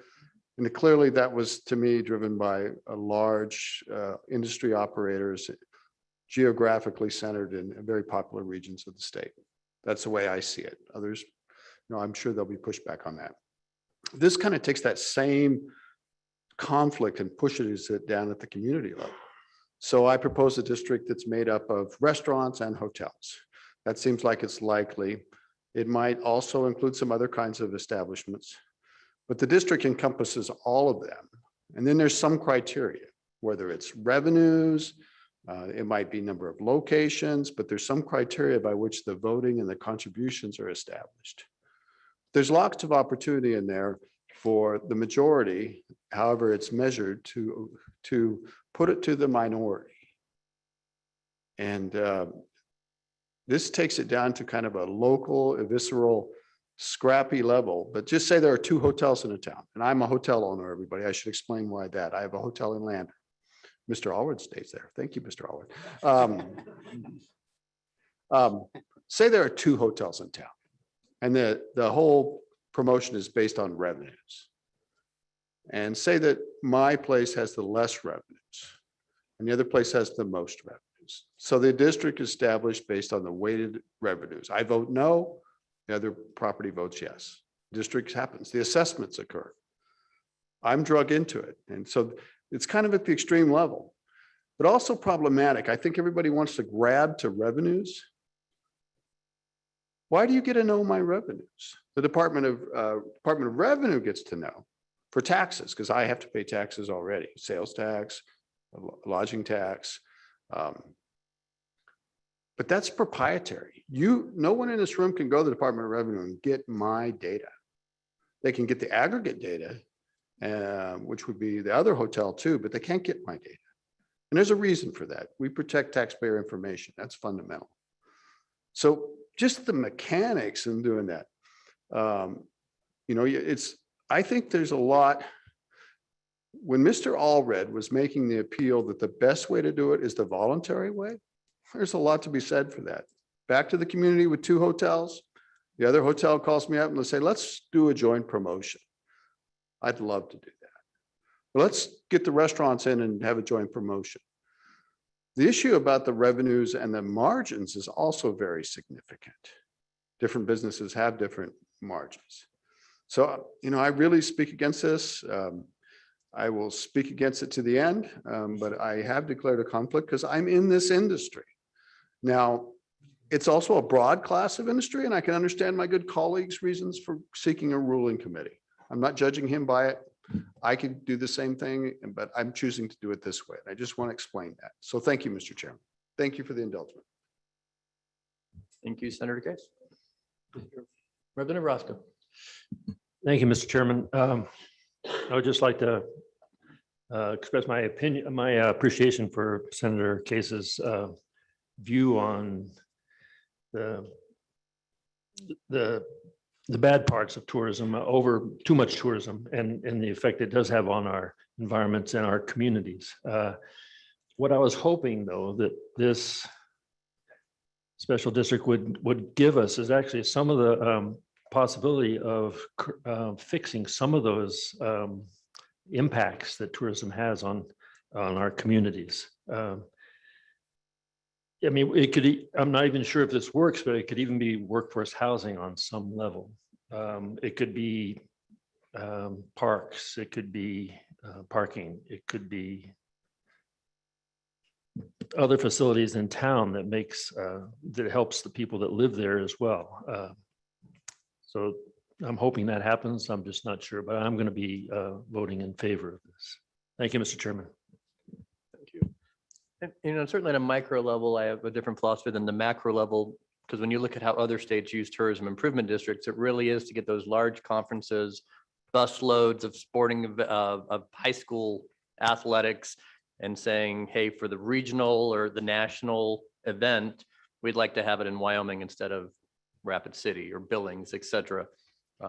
And so on a large scale level, from my understanding, at least how Colorado and South Dakota use it, is really to attract those regional or national events to their states and their cities.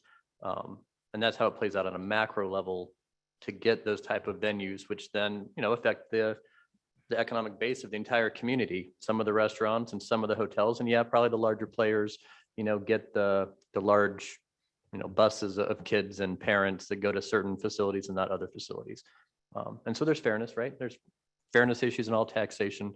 At the micro level in the small communities, no, I totally see that it's an issue. But I also think it's a competitive marketplace, and I do feel that in drawing these in the communities that want them, they will draw them in such a way to have a majority of that downtown district or that resort area, whatever we want to call it, the tourism part of town, that will attract hopefully more economic development in the communities it works for. And I don't think this is going to happen in every county. It'll probably only happen in 3. I mean, when I think about how Wyoming works. And so if people want to tax themselves and assess, I don't think it's fair for the lodging to have to pay the burden all the time of the tourism in the community. It isn't felt fair for hotel owners. So I would hope that, the restaurants do an assessment, or the attractions, or the fishing area for all the, guides along a river in the Platte, say, hey, we want a tourism improvement district to promote ourselves, be able to have infrastructure, amenities, et cetera. There are some creative things that can be done, which is both a positive and can be a negative, but I do think county commissioners are sensitive to all of these issues as well. And so I don't personally believe that our elected officials will let that get out of hand.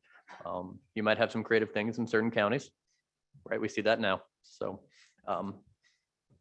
protecting, I think, the lodging industry is important, that they've been paying through lodging tax a lot of the burden, which I personally don't think is fair. And so if they could spread the assessments around to get community development and get people moving in or visiting to see what a kind of great place we are, I think that's a real benefit. So I'll be voting yes to get it to session, and we'll hear some more testimony, I'm sure.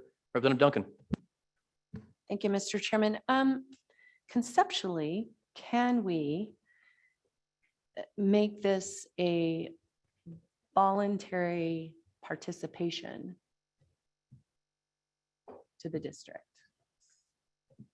so that those few that don't want to participate would have that ability? Is that a possibility? Because I think hearing the testimony from either the county commissioners or hearing from the public, if that was an option, everyone would be happy. This would be a happy. Those that want to participate, the majority of those, they can participate, and those that don't can opt out. So can we do that with this? Mr. Chairman. Senator Scott, go ahead. On that particular point, the problem with that relates to one of the questions I asked Mr. Allred, is the free rider problem. If it's entirely voluntary, you can probably do it effectively without the government. But what you can't do is get a business that will have a lot of benefit from it, but chooses to not pay their share of the promotion. So the purpose in making this a governmental district is primarily to solve that particular problem. Otherwise, I think you could do it entirely voluntarily. Because you're encouraging like a downtown development district, right? Everybody downtown has to pay it because bringing people downtown benefits everyone, assumedly. It's kind of all taxation, right? Education funding benefits everyone. even though it only specifically applies to those with school-age kids. Senator Nethercutt? Thank you, Mr. Chairman. Just some kind of comments about, I'm honored for the bill and this concept and recognize that there are concerns with creating too many special districts and overlapping of assessed areas within our communities is a fundamental concern. You know, that said, Wyoming, unlike the rest of the country, particularly the Northwest, is required to do things like those other states, but we do it differently and we do it better, which is why people are moving here.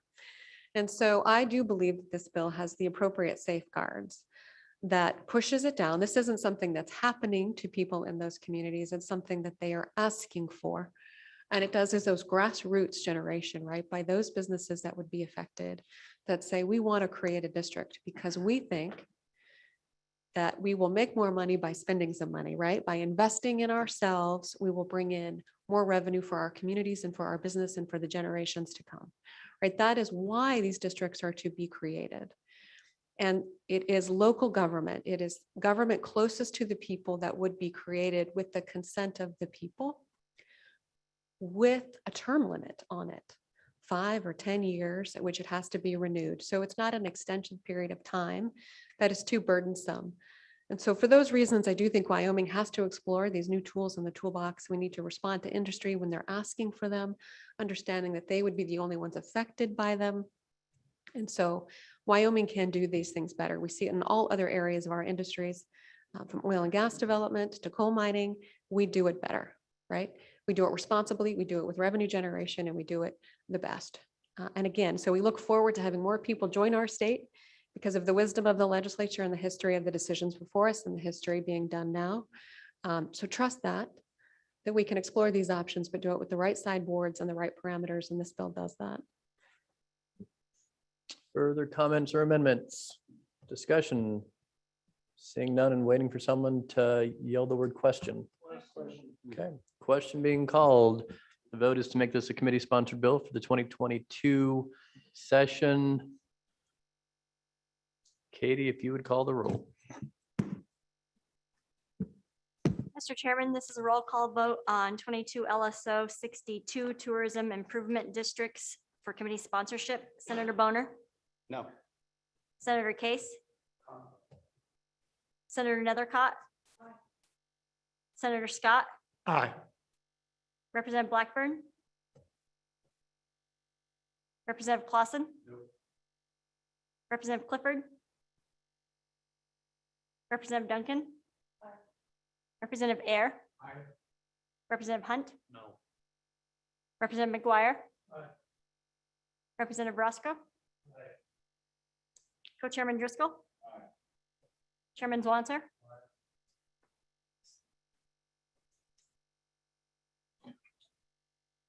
9 ayes, 1 excused, 1 conflict, and 3 noes. Maybe we'll make that a House bill for session when the time comes. All right, committee, next up this morning is Community Development Districts, also an old friend of the committee that has actually passed both houses of the legislature, just never apparently in the same year. And then LSO, we don't have any changes to the Community Development District bill. We talked at length last meeting and over the last several years. Any updates or prerogative from LSO on the bill draft before us? I know you have one mic to share between all of you, so we'll give you a second. Mr. Chairman, I'd be happy to walk through the bill if you'd like me to. I don't think there have been significant changes in this version to what the committee has seen previously. Sure. If you just want to give us the cursory 30,000 foot view in a couple minutes, that'd be great.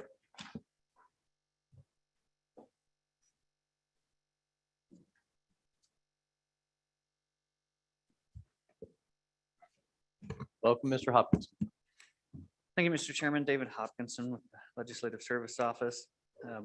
Just walking through briefly 22 LSO 60 Community Development Districts.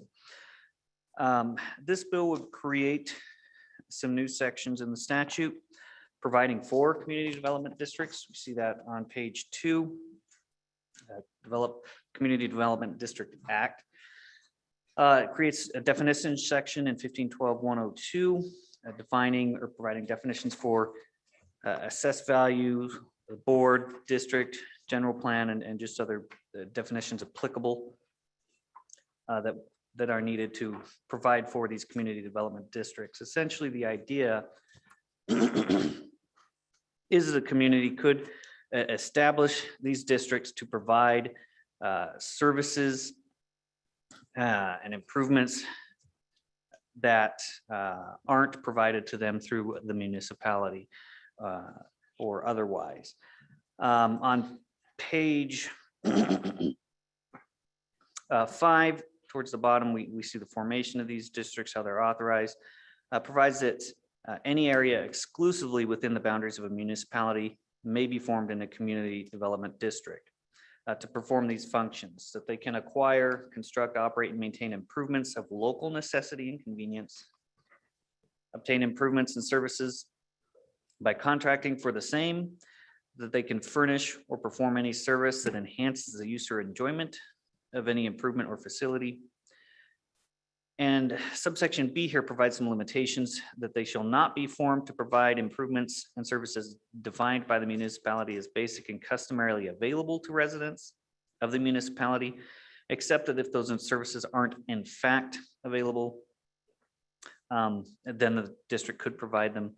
If the municipality subsequently provides those services, the district that was created shall dissolve or amend its general plan. And we see that on the top of page 7 in paragraph 2.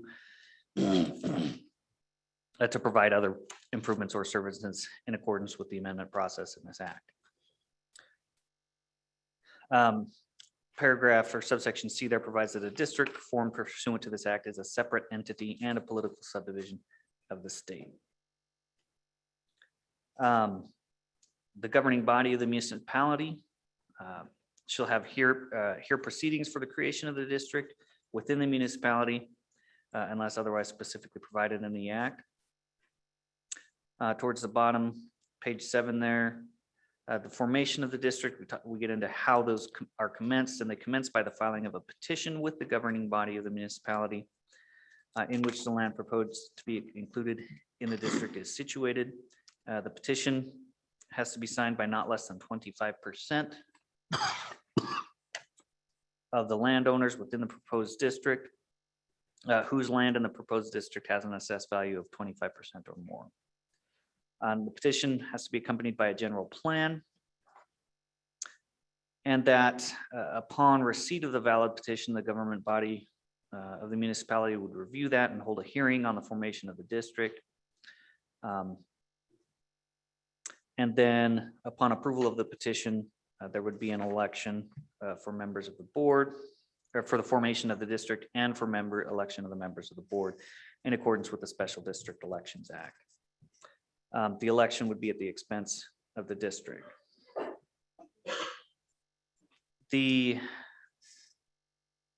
There is the option for that election and hearing to be waived if 100% of the landowners within the proposed district sign the petition as originally prepared or as amended and agree to all the members of the board.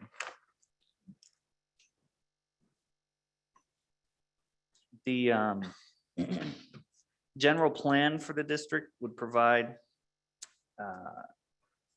that, and here we're on page 10, provides a description of the purposes of the district and how those purposes would be realized. It provides a description of any improvements anticipated and how those would be constructed, maintained, and financed. Provides a description of any services anticipated by the district and when they would be expected to be available. Provide a description of the general duties and responsibility of the district and whether funding will be provided by a mill levy. And it would provide a statement that assessments will be imposed only for the period of time required to complete the improvement and complete the duties and responsibilities of the district, or so long as necessary for the district to provide services. And upon the recommendation that a levy be discontinued, the municipality would submit that proposal to discontinue the levy to the voters of the district. It provides a process for proposing amendments to the district that those are submitted to the governing body of the municipality. And then the governing body would approve those by resolution. It's a standard special district Yes. formation within a city. If you just hit the eminent domain question from our last meeting, I think that'd be important. And I believe everybody in this committee, maybe besides two, has seen the bill draft in a committee and definitely on the floor before. So moving ahead then, Mr. Chairman, yes, we did add some language. There was concerns about the power of eminent domain with this community development districts. We specifically state on page 16 in paragraph 17, added language that no district may exercise the power of eminent domain. Do you have any? Oh, do you want to keep going? I just know I would everyone's. stand for any questions. if Everyone's there's any reviewed the specific questions draft on the bill. Senator Scott, go ahead. Mr. Chairman, I've got some questions on the drafting here as to how broad the things the district can do. As I look at it, a key provisions, page 4, lines 13 through 15, operation maintenance improvements. This service means any of the following: operation maintenance improvements and any other act that operates the benefit of the district. Now, that's very wide, but then it says, and that is authorized by this act. And as I read it, the things that are authorized by this act are items B, C, and D on page 4 that are right under that: snow removal, transportation services, recreation services. And Mr. Chairman, when you get to page 5, they may be formed into community development to perform any of the following functions. 1, acquire, construct, and operate and maintain improvements of local necessity and convenience. As I read, that's another thing authorized by this act, and that is very broad, Mr. Chairman. Then you talk about improvements in services, and services is a defined term, or perform a service enhances the use and enjoyment improvement, but those services are defined to just 3 items. So it looks to me, Mr. Chairman, like the real breadth in this is page 5, lines 20 and 21, to acquire, construct, and operate and maintain improvements of local necessity and convenience. And I think that authorizes almost anything, doesn't it? Am I construing the statute properly? Question I've got for the I think that's LSO. fair. Mr. Hopkinson? Thank you, Mr. Chairman. Senator Scott, I think to a certain extent you are correct that this does have a fairly broad reach as far as what services could be provided. The limitation there, I think it would include services generally provided by a municipality that the municipality is not providing. But that in and of itself can be quite a broad range. Various versions of this bill, as far as their specificity, that is varied. And so as far as what the community, the committee is comfortable with, certainly that can be tweaked as far as the extent of the services that would committee wants the development districts to be able to do. But it is, I think, fairly broad. Would it be fair to say that anything a city could fund now, I mean, it's similar to if a city wanted to pony up the money as part of their 12 mills and do a project, or if they wanted those municipalities or communities to do a special improvement or special purpose tax for a specific project, it's primarily the same thing, depending what that specific project would be. I mean, is it in your mind any broader than what's currently allowed by a city or a county to designate funds for? Infrastructure wise. Mr. Chairman, I don't think so. Further questions from Mr. Hopkinson? Seeing none. Thank you for just going over the bill again. And I mean, I always think of the this bill committee as basically a special district within inside a city. And there's a whole lot of good and bad reasons for that. My primarily purpose on the bill is I don't want to raise the mill cap. Cities are struggling. They continue to struggle. My city, all of our special projects for our 6 cent, I think 80% are basic, what I would call basic infrastructure that our city can no longer provide. And so have put those on a 6 penny ballot for better or worse. I mean, just in the cities, as Mr. Frazier, who I'll call up, I assume you have comments on this bill. Wham, come on down. Sure they do. Depending how we want to try to fund cities and our local communities, I don't think this is the best way. The best way is probably allowing the cap, but I know that's never going to pass, Senator Case. Well, So we could always change the Constitution. We could ask the people of Wyoming if they want cities to levy more taxes. wildly popular. Wham, welcome. Thank you, Mr. Chairman. For the record, David Fraser, Executive Director, Wyoming Association of Municipalities. Also for the record, I have no request for points of personal privilege at this stage of the hearing. As you mentioned, there are, several different ways that we could address some of the issues that you just identified in our local communities. This is one of them, and we would support putting this in the toolbox. We do have a couple of caveats to that. One being, which was just brought up, that somebody, I think it was Senator Scott, initially pointed out how broad the uses of this may be. And while we're okay with it being broad, I know that you'll have other testimony that of folks that would like to see it narrowed. And we certainly don't object to sharpening that focus a little bit. Our specific opinion on, of course, would depend on how exactly we sharpen that. So I would certainly withhold those comments for a future time. We like that this is created, that before a vote is taken, it needs to be approved by the local governing body, the city council. We think that's important for a number of reasons, including, as has been pointed out already, there's a number of different things at play here. There's different, there are different districts. There are, special purpose and general purpose tax initiatives. And we would certainly want the local governing body to be able to, debate through all those issues and make sure that this would help, not hurt their situation overall.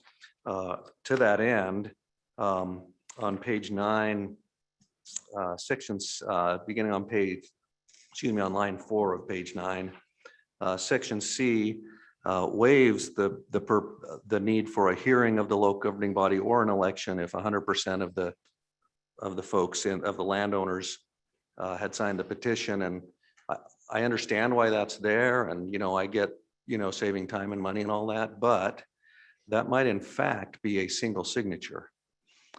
You may have a large developer who has either already owns or who has gathered a group of property, and he or she maybe even doesn't intend to be the landowner very long, and could automatically, without any debate of the local government,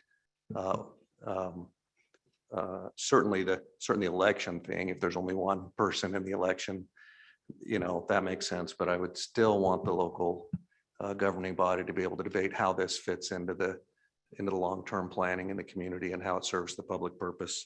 But they would still have a representative on the board in that. I mean, whether or not they had to approve it. If I was a single developer with a large piece of property, maybe in the city, and I said, I'm developing this land, I want a swimming pool and a golf course as part of the development, then we're developing, and the people buying into the development would know that they have that surcharge, and it's going to the swimming pool, the golf course, the greenway, the nature walk, whatever it might be. I mean, so I can see it both ways, but yeah, it does seem unfair that one developer or one landowner could say, I'm now a community development district, but to get anybody to move into my development, they would know the surcharge and what it was for. That'd be correct. And the city council, somebody has a seat at the table on governing that fund. Everything you just said is correct. Now, to take what you're describing a step further, in my former life in Nevada, there are a lot of communities, a lot of gated communities, as you just described, some of them as large as cities. So I think if that's the kind of community, community you're putting together within a local jurisdiction, those kind of things may be important to your plans and probably should be included. However, if you're talking about a large enough neighborhood that has their own swimming pool, and the city now needs to do some improvements to the city pool, why would those folks vote to support that when they got their own pool? And well, I'm having a hard time in Wyoming right now coming up with an example of where that math would get wonky. I certainly have seen in my lifetime where that math would be really wonky. So again, the request would be that even if it is a single landowner, my request would be that we don't waive the hearing portion, the hearing and approval of the local governing body. And again, and not to belabor the point, but we've had a lot of discussion over the last couple of sessions on municipal option tax, for example. And one of the issues when we brought forth municipal option tax, one of the issues that came up, the counties initially opposed that because it might be tricky how we might get in each other's way. And so, as you know, we went through a process with the counties where we came to an agreement on how we would structure that so that we would, to our best ability, not get in each other's way. And in this case, it not only gives an opportunity for cities and counties maybe to get in each other's way, but even cities to get in their own way without, and if we don't have that hearing, without the opportunity for the governing body even to debate how that affects the larger community. So unless there are questions about that, I'll move on. Sorry, yeah, thanks for letting me stop you. Keep going. The other thing, and I know that my counterpart from the county is going to talk about this as well. It's the, I'm looking for the page number. Here we go. So we've talked about how the city's involved in the creation of, I should say the local governing body, the city or town is involved in the creation of these districts. However, on page 6, lines 20 and 21, by reference discusses how it's dissolved, and that reference refers to a section of statute that would indicate that the county commission would dissolve it. And I have good reason to believe from my discussions with Mr. Riemann that you're going to hear that they'd like to change that. And we also, we're in agreement on that.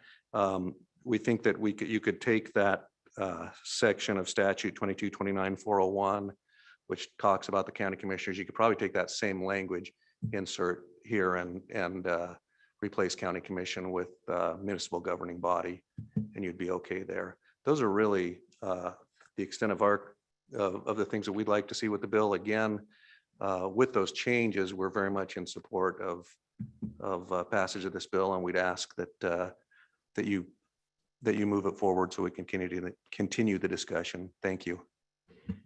Question. Representative Clausen, you look a lot like Roscoe for a minute. Thank you. Thank you. I thank Mr. Chairman.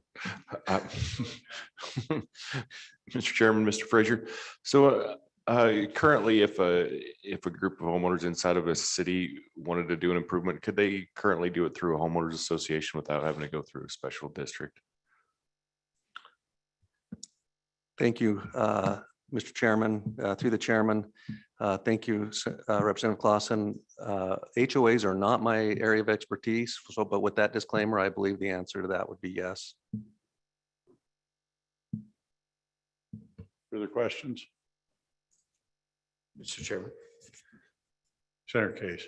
I just want to, regarding that answer, I think it'd be pretty difficult for homeowners in a current situation to get together and do something. I suppose they could, but it's kind of way out there. Most homeowners associations are a piece of property that was developed at the same time. It has covenants, it has requirements, so they're kind of forced into it from being part of a development at the beginning. I think it's theoretically possible that we could get block 65 and block 70 to work together. They're or block 65 and block 66 to form an association. It'd have to be voluntary. You can't compel them. And they would, but they could. It's just way out there. The only way that it becomes more compelling, I think, is when it's part of the property record and restrictions. And that's where you see most of them. Mr. Chairman, whichever Mr. Chairman I'm talking to, if I may, I have to agree with that, and thank you for making that point. And in fact, if I may amplify that, that's typically these larger communities that have all these appurtenances that I referred to earlier. Typically, that is how they are set up. That when they're developed, they include an HOA, which has ongoing fees to take care of the maintenance and operations of those very items. So you're both right. It's nice to tell everybody they're right, isn't it, in politics? More questions for Wham? Seeing none? Thank you, Mr. Oh, yep, Senator Scott, go ahead. You know, we've had a lot of discussion over the years on particularly when we're talking about some of the state aid to cities and counties, that cities ought to find a way to locally finance a bunch of the things they need. Is this bill part of the answer to that, or is it sufficiently outside the control of the cities that it really doesn't deal with that problem? Mr. Fraser. Thank you, Mr. Chairman. Through the chairman, Senator, I absolutely believe this is part of the solution, and I think the solution is, I don't know that there's a single solution. I think really to get where we need to go, there need to be a number of solutions, and yeah, I believe this is one of them to take care of needs in particular parts, in specific areas of town. Further questions? Representative Roscoe? You look like you have a question. Trying to think of one. Thank you, Mr. Chairman. So I hear a concern about, one powerful landowner or whoever could be maybe going against the will of the people in the municipality. And so would this require an amendment to fix that so that the municipalities would have more power to say no to something? I don't know, that's not very clear, but thank you, Mr. Chairman. Thank you again through the chairman. I believe that in that section I identified on page 9, section C, I'd have to back up to give you the right reference, but line 4, beginning on line 4 on page 9. I believe if we kept the hearing in there, and I'm indifferent to, the election, whether that stays or goes in the case of the 100% thing, but I think if we kept the hearing in there and maybe adjust some of that language, it would keep the city council involved. And I think it's important. And again, and by the way, I need to kind of side note and say, as municipalities, we partner with developers a lot. That's how we get things built in our communities. And so they're valued partners. I just would want to make sure that the city council or town board who is tasked with looking out for the broad interests of the entire community, that their voice would remain in this, even in the case, and I'm not saying it would be in every case, but I certainly could see a case where it would just be a single landowner who's going to develop it, then sell it off in whole or in part, and would have had the power by their own signature to create a community development district. I think we just need to keep the city councils involved, and I think we can if we just adjust the language in that paragraph. Further questions for Wham? Seeing none. Thank you, Mr. Fraser. Thank you. County Commissioners.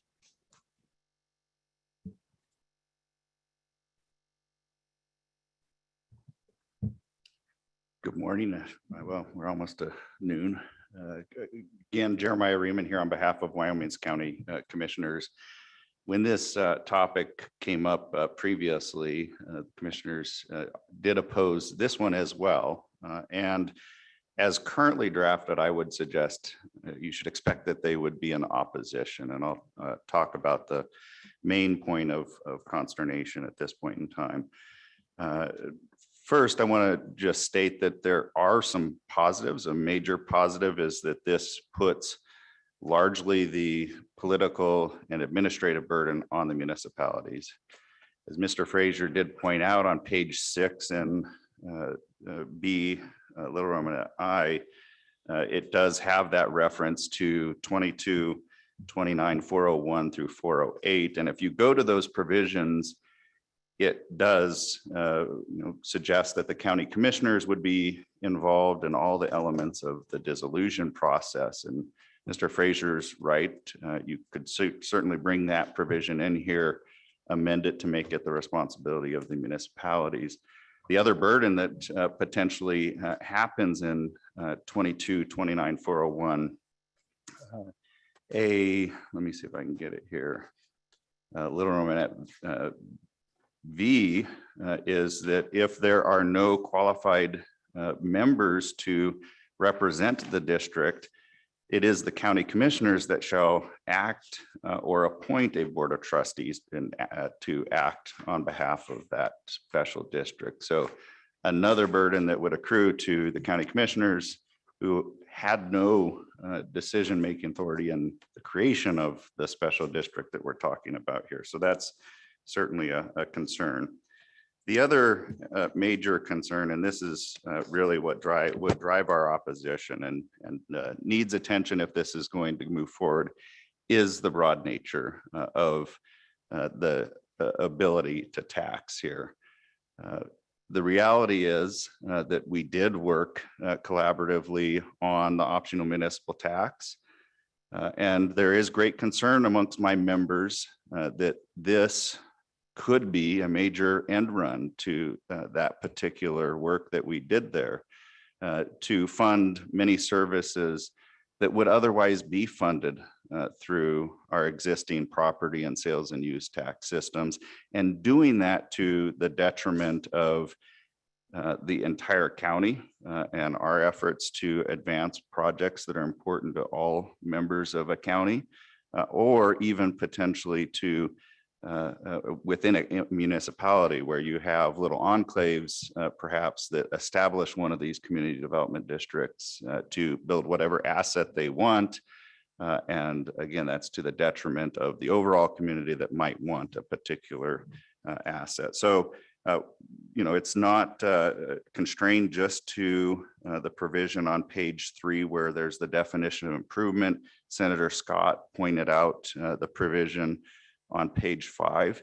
If you go to pages 12 through 16 of the bill, that also outlines the broad services that this taxing authority could go to. And we would certainly be opposed to that. I think if this is to move forward, we have to focus the attention here on only those assets that are municipal specific. In other words, an asset that the greater county perhaps isn't as interested in. It is a specific municipal asset. We will work on that. I don't come with a particular amendment to this, but if this is to move forward, we will try and help you narrow that focus. With that, Mr. Chairman, I'd be happy to stand for any questions. Questions to the County Commissioners Association? Oh, you do, Senator Scott. Didn't see the green light in your microphone on. Go ahead. Mr. Chairman, on that particular point, will you, by our next meeting, bring to us specific language to narrow these down? Because they are very broad, but I don't feel confident to do the narrowing right here on the spot. Would like particularly some language that had been thought out between the counties and the cities and any other proponents that there are here, because I think that would help us pass a bill, and I do think it is important as a potential vehicle, but it sure throws it wide open to some large enterprises efforts that would have very high property tax. So are you guys going to be prepared at the next meeting to narrow it down? Mr. Raymond. Mr. Chairman, Senator Scott, if this does move forward, I will work to suggest what that narrow focus should look like. I can't commit to you that we might have agreement about that. Mine might be a far narrower list than the municipalities, but in all regards, I try and reach a compromise and bring that back to you. Further questions, the County Commissioners Association? Seeing none. Other public comment on community development districts, Mr. Allred. You could just say you're against it, but. Thank you, Mr. Chairman. Carl Allred, Uena County. One of the main provisions that I have got a problem with is that 25% to form on the petition to form this. And I'll give you a very real deal here. We've got a trailer park in Evanston. One guy owns that whole thing, and let's say he wants to put curb and gutter in. He can draw that district out to where it includes a lot of the neighborhoods surrounding his trailer park, but he still maintains 25% overall, and then present that petition, turn around, form the district. They can assess all those landowners, and he gets his curb and gutter put in his trailer park. I would just ask that if you're going to do something like this, at least make it, 75, 80% of the landowners that have to agree to form this district. I mean, this is basically just a government-sponsored HOA. And somebody who has that type of a situation can manipulate this the way it's written for their own benefit. Now, I agree, curb and gutter looks great. Sidewalks, that stuff, these are all improvements, but it can be manipulated because all the other neighborhoods have curb and gutter and sidewalks, but the trailer park doesn't.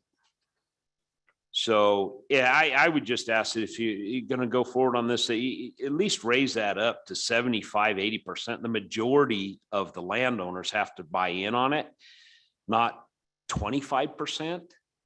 And I think to make sure on the same page, it's to bring the petition for the vote. So his neighbors and everyone would still have to have a majority of people to say, yeah, we want to help you with your curb and gutter, which there might be a good reason if it's dilapidated, who knows? But and the city, it's probably a smaller project than I'm thinking, but yet to initially bring a petition to the voters of that district would just require 25%. I suppose it could be higher. Correct, Mr. Chairman.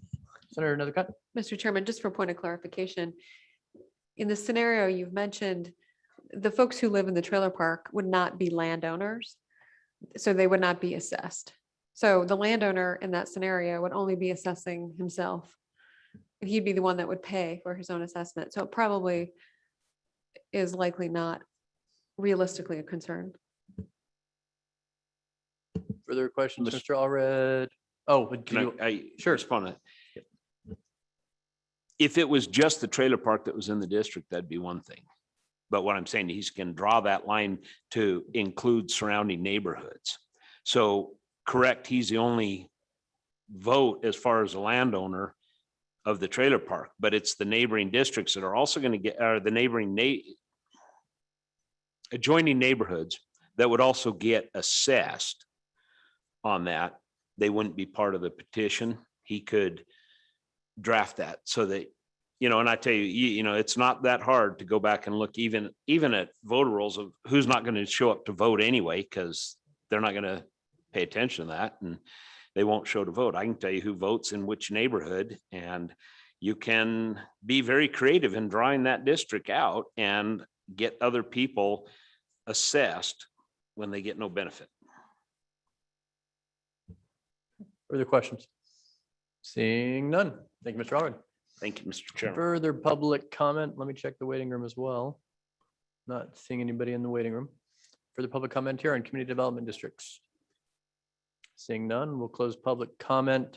Before I ask for motion, Senator Scott, you had some concerns with some of the language. Would you feel more comfortable if we held this bill to the next meeting and worked out some of your concerns, or do you feel they could be addressed if the bill moves forward? I actually don't have a good sense of which way the committee is going on this, so I'm checking with you first.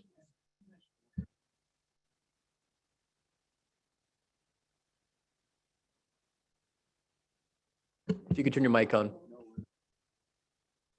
Things. One is the language being too broad in terms of what they can do. And I think that would require some significant effort in drafting, and I don't feel competent to do it, right, especially right on the spot here.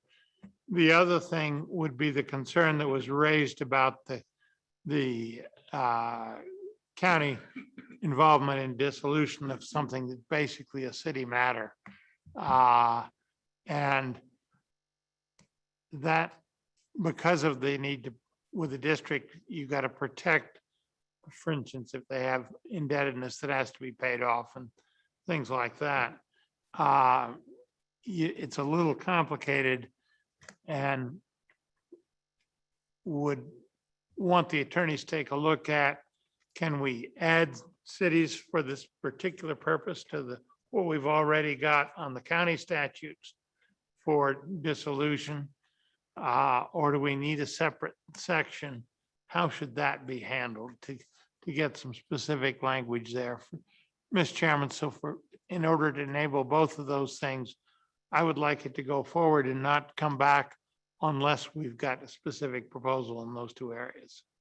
Is there any major disagreement from the committee on those points? I don't have a concern besides taking up a little bit of time at our November meeting on this topic for a 10th time, but Senator Case, thoughts? Mr. Chairman, there's not a motion on the bill, but I would have a concern about the implications of the Constitution for this bill that, Article 15, Section 6, city levies are limited. No incorporated city or town shall levy a tax to exceed 8 mils on the dollar in any year except for the payment of its public debt and the interest thereon. Now, obviously, this isn't the same thing as a city or town, but it's a way around this part of the Constitution. And I just, if we want to allow cities and towns to have more revenue, we could change this part of the Constitution, which applies to mill levies. We could allow for other sales taxes, but this end run has always bothered me and I can't support it.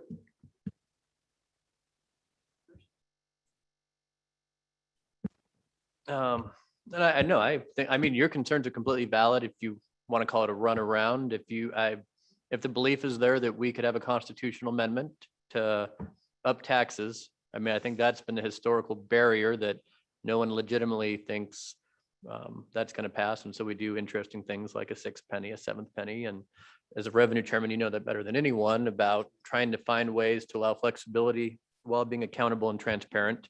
And this is one of those vehicles. But if we could have LSO, did you feel comfortable with Senator Scott's request? Well, I don't want to move this bill forward or not. I mean, it's on our agenda. Okay. If it moves forward, it should have a positive motion to have the bill keep working it for the next meeting. I don't think that should just be at the chairman's deal. Sure. I hope you could get a motion. I will vote against it. Would anyone like to offer a motion to either bring this to the legislature or to our next meeting at this time? Senator Scott. I think it's within the chairman's prerogative to do that. But if the chairman want a motion, I'll make it. I'd like a motion. So Okay. moved. Bring it to what, Senator Scott? Bring it to the next meeting with specific language on at least those two concerns. How do we narrow the scope a bit? And how do we get the dissolution over to the people that authorized it in the first place? The city is something that's entirely, or more, I think it's entirely within the cities for the city to have done it. Okay, LSO, if the motion passes, you understand the request? Okay, further discussion on the request, Senator. Let's start with Representative Clausen. Oh, is there a second? Any second. Let me check for a second on the motion. Not hearing a second anywhere. I think the committee's spoken. Let's go to lunch. Thank you, Senator Case. Okay, so the motion will not move forward for lack of second. Less work for LSO to do. With that committee, I appreciate that our agenda says we're going to do redistricting at lunch. I know many of you would like to get out of here a little earlier than usual. And So we so need I'm to have looking for lunch some right here. requests. We could do lunch here Right here. at the college and just take a half-an-hour break. Has been the request from several members to my right. Does that sound agreeable if we take about a half an hour, come back here at 12:45 and talk about redistricting? Senator Case, is that okay? Mr. Chairman, in general, if we post something for after lunch, I think the public expects it to be after lunch at that time. However, I don't, this is just kind of a work session, right? So maybe we could bend the rules a little bit there. I would note that there might be people that join at 1 or 1:30 that might need to be caught up if you go down that route. Or we could just wait till 1:30. I'm okay with that. Right here at the table. How about let's take a 30-minute, we'll convene at 12:45, and then if we need to catch some people, I know I mentioned to some people who did ask that we might be starting early today, so. Okay. And I'll certainly try to catch up anybody who doesn't show up on time. So with that, let's recess for about a half an hour. There's a cafeteria upstairs. And we'll come back at 12:45.